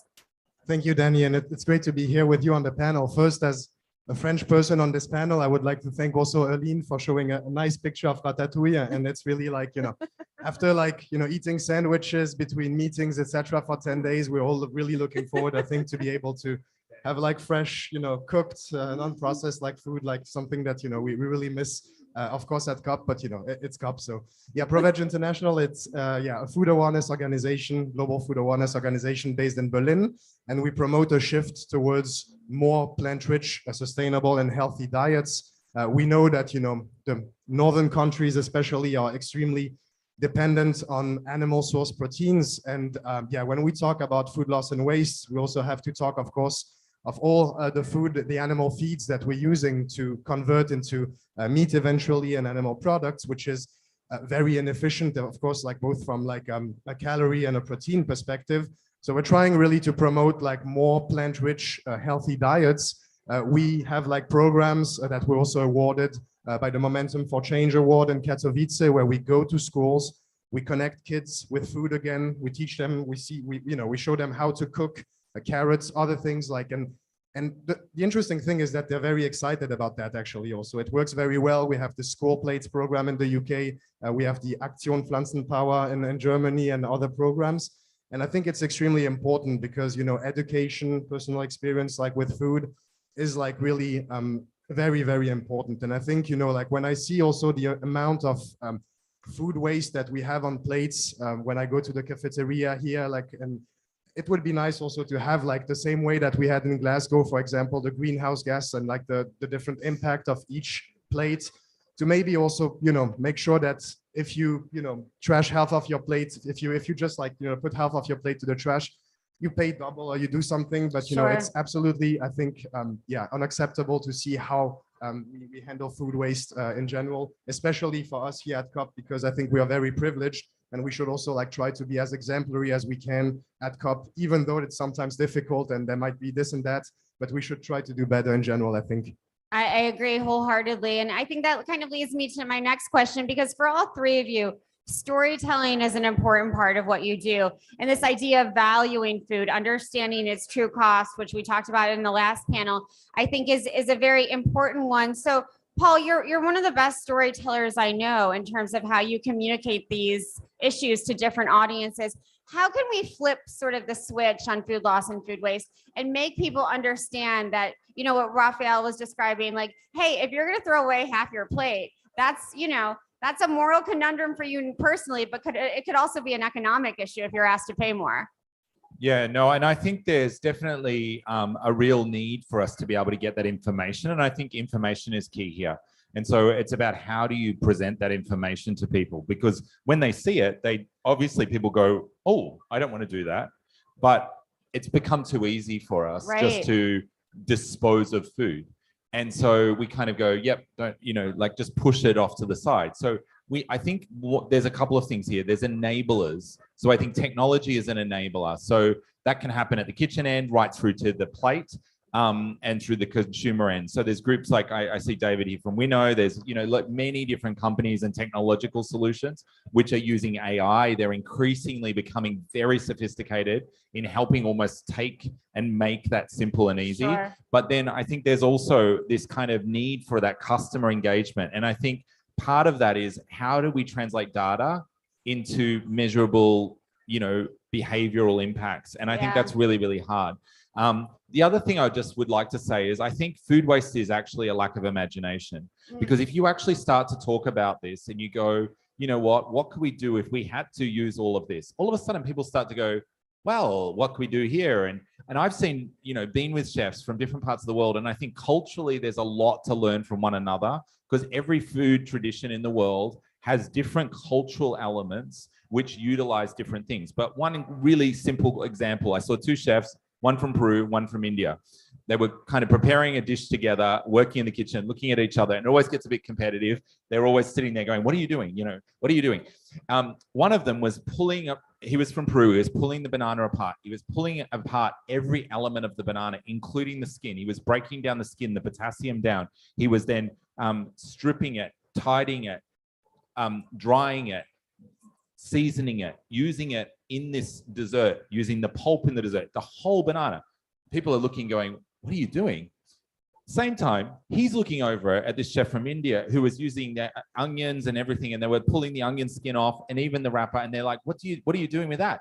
They said, oh, we're going to dehydrate it. We're going to make onion salt. We're going to do this. So both cultures had elements that they thought were waste, that through talking to each other, working together, were learning about exciting new ideas that could create imagination. And so I think if you come at this from an imagination perspective, there's all kinds of possibility. If we look at this as a waste, it's bad, deficit perspective, then we're in trouble.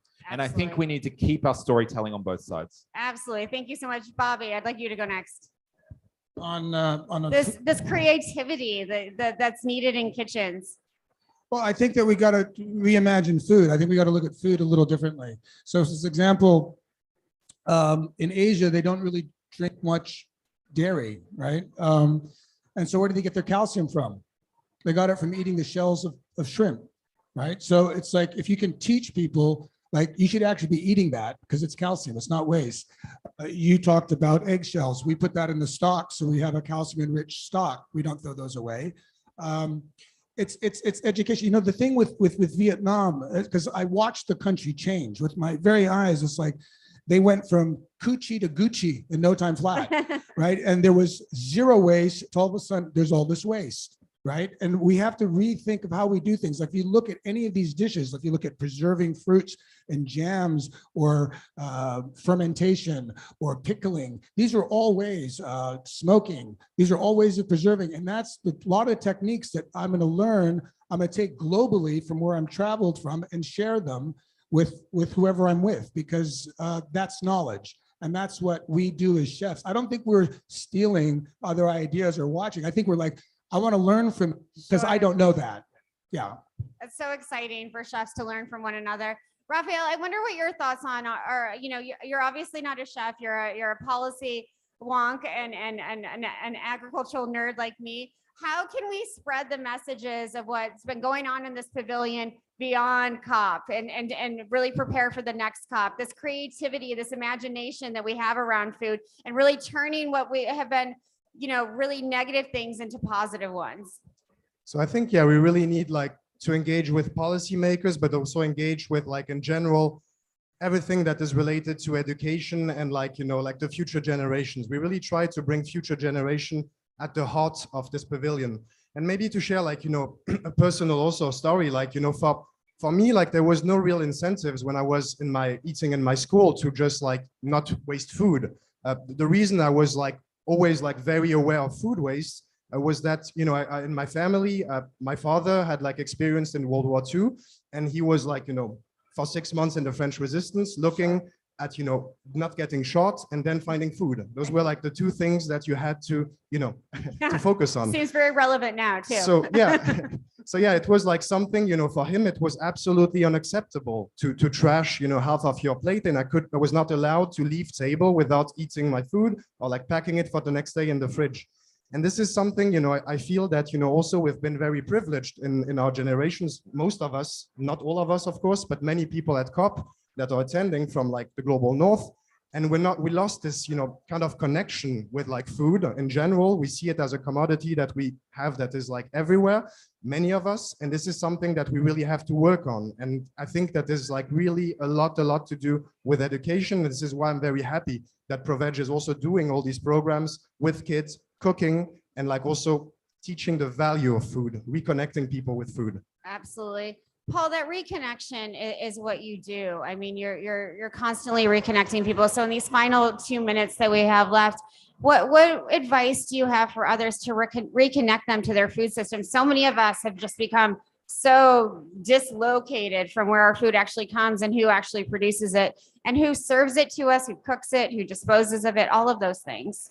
Yeah, so I mean, this is obviously easier if you live in rural areas than it is in cities. If you're in cities, it's sometimes you don't even understand or have seen whole foods. But I would say one of the things is to start to understand what is a whole food, like what is a piece of vegetable or a fruit.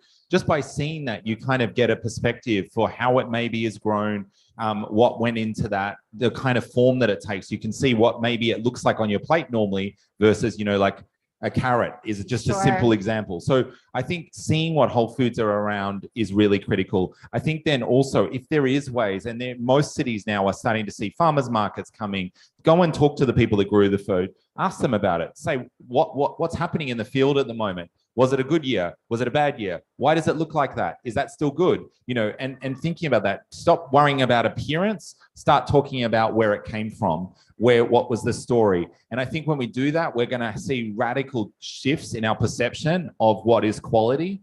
We're going to see radical shifts around how we waste and how we value food. And we're going to make connections to the land where the food comes from. It's hard to find that because our food system is so diverse. But I think if there is ways to even just connect to some of the locally produced elements, I'm not a big fan for just saying everyone should only eat local because I don't believe everything should be grown everywhere. But I do think that there is often things in every locality that can be procured or grown or cultivated. And so I think it's about finding them and having a connection to them, but then also working out where everything else came from and how it's done. Great. What a great point to end on. I want to thank our panelists. Please give them a round of applause. Thank you so much. If I could invite our next panel, thank you, Raphael. Our next panel up to the stage, Megan, Richard, Maximo, and David, please.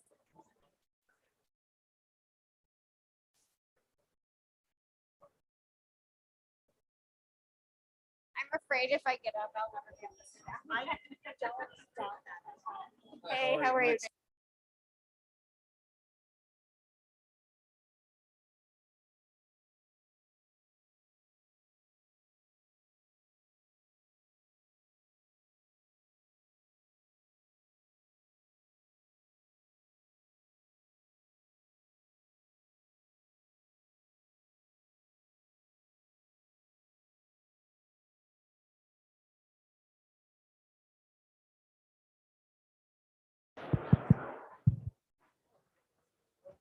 Hello again, everyone. So I know this gets repetitive. I'm just going to say it one more time for those watching the live stream. I'm Danny Nierenberg. I'm co-founder and president of Food Tank, a research and advocacy organization devoted to telling stories of hope and success in food and agriculture systems across the globe. So we just had a really wonderful panel, part one of the food waste revolution in kitchens. And now we get to jump into part two of this panel with some amazing leaders and experts on this issue. So we have Megan Morikawa, the Global Director of Sustainability for Iberostar Group. We have Dr. Richard Swannell, and I should say Megan is a doctor as well. Dr. Megan Morikawa, Dr. Richard Swannell, the CEO of the NGO WRAP, which we can talk more about later. We have Maximo Mazzocco, who is the UN Development Program Generation 17 Global Ambassador. He is also the founder of Eco House Global. And we have David Jackson. I don't know if you have a PhD. Me neither. And David Jackson is the Director of Marketing and Public Affairs for Winnow. So thank you all for being here. Big round of applause. Energy up, everyone. Thank you.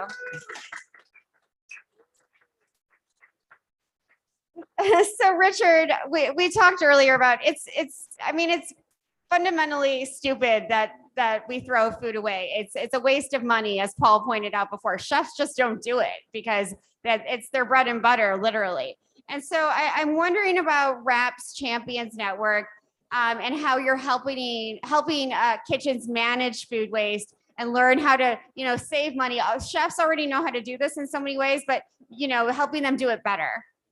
Yeah, thank you very much. I mean, it's really interesting because what seems to have happened is in many kitchens, there's a sort of underlying assumption that there's a certain level of waste, which people don't really know what it is, but think it's low.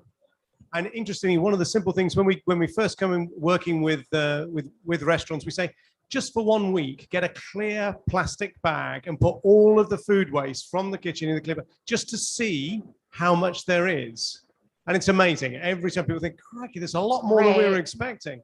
So what can we do about it? Well, we have a target, measure, act approach. Be really clear about setting yourselves a target. There's an obvious target out there. The UN Sustainable Development Goal 12.3, 50% by 2030. Let's set that as an objective. Measure, start measuring within your own business. And we have tools on our Guardians of Grub campaign, which make it really, really simple to measure food waste in there. And then once you've got that measurement, you can then act on the things that are most wasted. And so our Champions Network, Danny, is all about helping people in kitchens, learning the skills to do target, measure, act, and be the ambassador in the kitchen to drive change. And it's extraordinary. This is mostly an online way of doing it. And people have been on the course. It takes about 6 weeks total, we're starting to finish. But when they go back into the kitchens, between 4 and 8 weeks, they reduce food waste by between 22 and 38%. That's extraordinary. Yeah, and it just showed because the passion of the champions going back into the kitchen saying, we can do this, and we can do this fast. And it's interesting, this year, first time Champions 12.3 Network reported one company that's managed to actually halve waste across its entire operations, which is IKEA. And that's in 33 territories across the world, 50% reduction. So it can be done. This is not rocket science. We can do this. No, and it's not years down the line, as you pointed out. It's today. It's right now. You can make these changes today. Exactly. And save money. Crikey. I mean, we talked about the food crisis we've got at the moment. We know that prices of food are going up and up and up. And reducing food waste goes straight to your bottom line. Absolutely. So, David, technology and data are obviously a big part of this, or can be. And so I'm wondering if you can talk about Winnow's how Winnow is using AI in the hospitality industry to do the things we've been talking about, help chefs and save money. Yeah, absolutely. So if you're not familiar, at Winnow, we develop AI tools to help chefs run more profitable and sustainable kitchens by cutting food waste in half. We work in about 67 different countries with the likes of IKEA, Iberostar, Hilton, Compass Group, many, many others. And so we've amassed a lot of data from the kitchens that we're working with. The actual technology that we build is the same type of technology that you'd find in a driverless car. So we're teaching a machine to see the food being thrown away. And the reason that we're doing that, as Richard has outlined, is that it's really difficult to measure food waste. And most kitchens simply don't know how much they're wasting. So let me kind of like double click on that.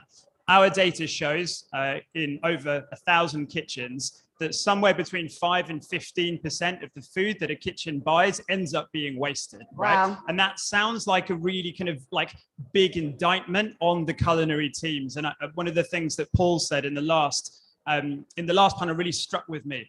We need to remove blame from the conversation. It's a really difficult job being a chef. Right now, we've seen food inflation at the highest level in 60 years. We're under a lot of pressure just coming out of the pandemic, obviously. And actually, it's a data problem in our perspective. So we're asking our chefs to make really complex forecasting decisions in stressful environments, things that are literally on fire with imperfect information. So if we can make it easy for teams to measure the food that's thrown away, and we give them insights in the form of a report that pinpoints exactly where food waste occurs and how much it costs their business, we know that we can cut food waste in half within about 12 to 24 months. And as Richard mentions, kind of our proof point for this year, as well as working with brands like Iberostar who are really taking action, is that versus a 2017 baseline, IKEA announced at Climate Week that they'd halve food waste. Over 400 stores saving $37 million. So there's a huge opportunity there, and we think that we need to go faster to save this problem. And if IKEA can do it without, having that much interest in doing it before, they can do it. So many other companies can do it as well. So that's such a great thing. So Megan, you and I have talked about this sort of triple business case for preventing food waste in hospitality. And what does that mean? What is this triple business case? Yeah, it's interesting, especially in hearing on some of these motivations on not placing blame and how do we start on this journey. I think one of the empathy points that I try and talk to about with our kitchen staffs is just think of your own home, right? We're all feeling inflation. And where do we go first to try and tack down on our food budgets? It's rarely thinking about cutting down on our food waste, right? We think about shopping differently. We think about all of these other components. So it makes sense that there is still a lot of education that we need to demonstrate, because so many of us in our own homes see the trash can as a black hole, right? Sure. Something goes in and we just don't really think about it after. So this measurement is a really critical component. So there's 3 business cases for us at Iberostar. The first, which is the most obvious one, which is once you start to engage, you can start to see the economic savings. Food is one of our top 3 expenses. As an all-inclusive tourism group, I should mention that we're a hospitality group with over 100 properties in 14 countries, mostly in the Caribbean and in the Mediterranean.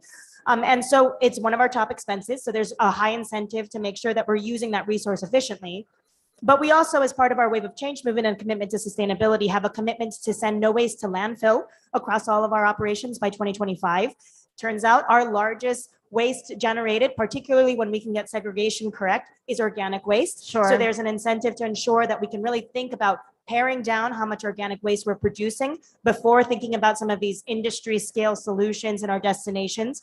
And then finally, at this COP, we just launched our decarbonization roadmap on November 8th, where we're detailing how we're expecting to remove 85% of our emissions from our scope 1 and scope 2 and have emissions from our scope 3. And we're including food. And one of the most interesting components that we saw from that was that when we estimate the embodied carbon in all that food we're purchasing, we think it's much higher than all of the emissions that we generate from our electricity consumption, right? So just food category alone is one of our largest contributions to our carbon footprint. So how can food waste as a driver of also reducing our embodied carbon footprint, because we have a commitment to reach carbon neutrality by 2030. So anything we're not decarbonizing, we have to pay for in order to ensure that we're reaching that target. So there's 3 business cases for us, but it was really important, I think, to go beyond just the economic case and really drive a value-driven reason for why businesses also need to tackle this, and then give them really clear quantitative targets and that feel like moonshots that everyone can just barely build the ambition to get behind in order to get there. Absolutely. Thank you so much. And congratulations on your announcement on the 8th. That's really incredible. Maximo, I get to turn to you now. And you're doing such creative work on outreach and helping people learn about composting and about preventing waste in the first place. And I'm wondering, as a communicator, as somebody who thinks about these issues all the time, what do you think are the most effective strategies for teaching people about this issue? Okay, hi, how are you? Probably already spoke a lot about compost during these last couple of days. I live in a country, Argentina, where we have twice open air garbages than cities, literally twice. In Buenos Aires, my metropolis, we spend every year more or less 500 million pesos. I don't know how much that is in dollars, but it's a lot of money treating the organic garbage, the organic waste. We pay to a state and private, that's a mixed thing, don't worry, doesn't matter, company to handle that. We made a lot of studies. We knock every door. We measure of how we can reduce that. And with a good composting strategy, we could totally diverse those 500 million pesos to whatever we want about climate crisis and ecological crisis. So we work in different areas. First, the political area. Nowadays, we empower youth to get into politics and try to figure out stuff from state policies. So we are starting, we signed the agreement last week with, for the first time we are doing this, I cannot believe, after so many years of campaigning, but we are starting with a coalition to organize the compost management of the city. That is a very important thing, because when you speak with people that we educate one by one, we work with 100,000 school children every year about reducing not only waste, consumption and everything. The thing is that we can do the compost in our house, and we have thousands and thousands of people that they are doing it. But they always have an issue in the big cities of where I take my compost, or they start doing it and they do it 6 months and they stop doing it. So if the city has a system organized, that I will say this with my hand in the heart, it's very easy to organize it. It's not that hard. You just need to have will. It's all political will. Absolutely. So you can do it. We are doing it. We know many cities that are doing it. And in a smaller scale, we already developed compost factories in cities of 50,000 population, 100,000 population. But I don't know. I didn't answer your question. Sorry. That's okay. I No, talked love about this. politics. No, and I think this is really important because you're showing that it can be done if there's the will behind it. You're showing that IKEA can do this, that Iberostar can do this if there is that will behind it. And so that's really a question to you all. Are we now at this tipping point that we have the corporate will, the political will, the eaters' will to really get behind food waste? Because I'm not sure what's going to be in the final documents that come from this COP. And I doubt there's going to be anything about food loss and food waste. And that saddens me. So Richard. So Danny, as you know, I'm like you, an optimist. So I think all this is coming together and building a wave of movement in this space. But there's an awful lot to do. And you heard the stats in the previous session, around a third of everything that we produce on the planet is thrown away. And it's 8% of greenhouse gas emissions. And that means you need an area the size of China to grow the food that we currently throw away. So when you think about it in those terms, we have a lot to do. But what's great is what you're hearing from this panel, what you're hearing today, is that companies are acting, people are acting, change is happening. The question now for us, I think, is how can we accelerate this as rapidly as possible? I mean, David was saying, in his experience, you can actually find 18 months, 2 years to get it down to 50%. Well, can we get that down to 6 months? Can we move faster? Can we get better returns on our investment? Can we integrate it into the way that kitchens operate? Exactly David's point. This is tough. This is not easy, but we used to do this as a whole society. Right. This is a relatively new phenomenon, Right. chucking away this amount of food. So I'm an optimist, but we need to go faster, and we need to go faster now. Absolutely. The urgency is so great. David, do you feel that urgency? I know you do. Yeah, absolutely. But again, I'm an optimist, but I'm also a pragmatist, right? And so the win with IKEA is great, but how do we then open source that and help other organizations to follow their blueprints? And we've kind of detailed 5 different things that an organization needs to do in order to, we think, to hit the goal. So the first is obviously we need leadership. We need a very clear target that then progress is measured against on a regular basis, and that there's visibility all the way through the organization and everybody is working towards that. We need to invest in tools to help the teams. It could be Winnow. I would say it should be Winnow, but whatever the tool is, there should be some type of tool that we're using to help the culinary teams to measure that food waste. We need to remove blame and then give autonomy to the teams to make their own decisions. So there's no good in giving people data if then we don't give them the freedom and the autonomy to then go and change the way that their kitchens are run. And then the last thing that we need to do is we need to create a culture of learning and sharing of best practice. This is something that IKEA did really well. They brought together co-workers, 20,000 co-workers from different countries, and they all shared their best practices and their tips. And they got on webinars together and they did events together and they really took ownership. So I think if we do those 5 things at the corporate level, then we give ourselves the best chance of being successful. Absolutely. Megan, best practices are really important. I wonder how Iberostar looks at really sharing them. Yeah, absolutely. So one of the things that we believe very strongly is in radical transparency, right? So this is why our roadmaps and our entity of Wave of Change is designed to be able to provide this information and detail and data to be able to share with the sector. But per your question, I think one of the like we have to figure out how to get our solutions scaled for food waste because pre-competitive collaboration is really hard, right? This is a cup of implementation and we need to have a lot of collaboration in order to work. And food waste is one of the very few topics that you can get everyone to say, well, there's a win-win-win if we can solve this. And so if we can't do that, then it's going to be much harder to tackle some of the more challenging cases that we have. And I think personally, we need to be really mindful about the targets that we're setting. They need to be incredibly ambitious.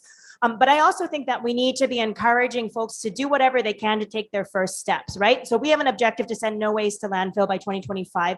I can tell you that the first 80% of that is not where most of our effort will be. It's getting that last 20% down. That's going to be the highest level of effort. So why can't we just then accept for more organizations to take those steps to reach that 60%, that 80% effort as quickly as possible and use that as our starting point to really encourage catalysts for action. And I think that's something that we also need to be really realistic too when we set these targets.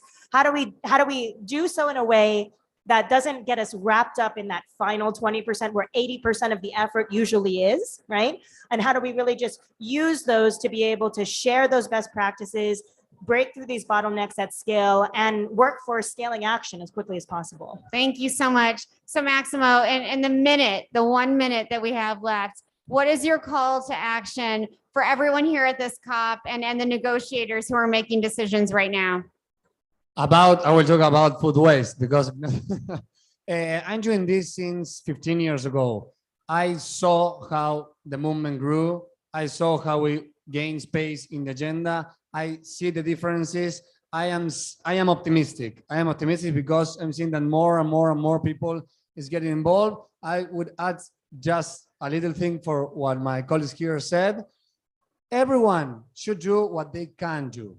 But don't be lazy. Don't say, hey, I'm doing everything I can and you are doing 50%.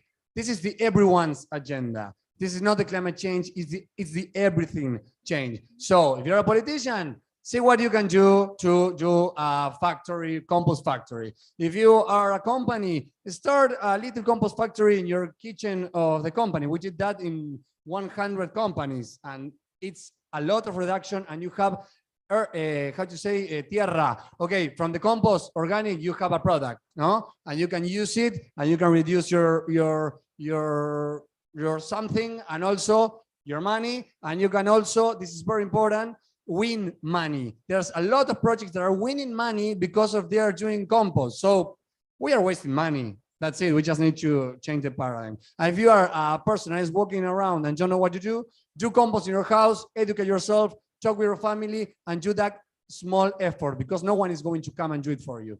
Okay, that's my Beautiful. Thank my you. thing. Bravo. I love this hopeful panel. Thanks to all of the panelists. Please give them a round of applause. Thank you all so much.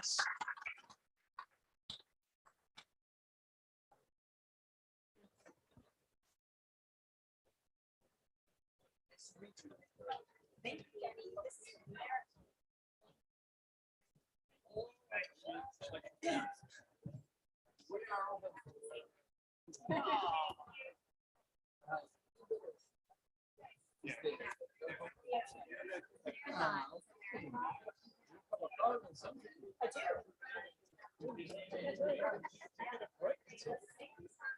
had a break before we came. I went to the pyramids.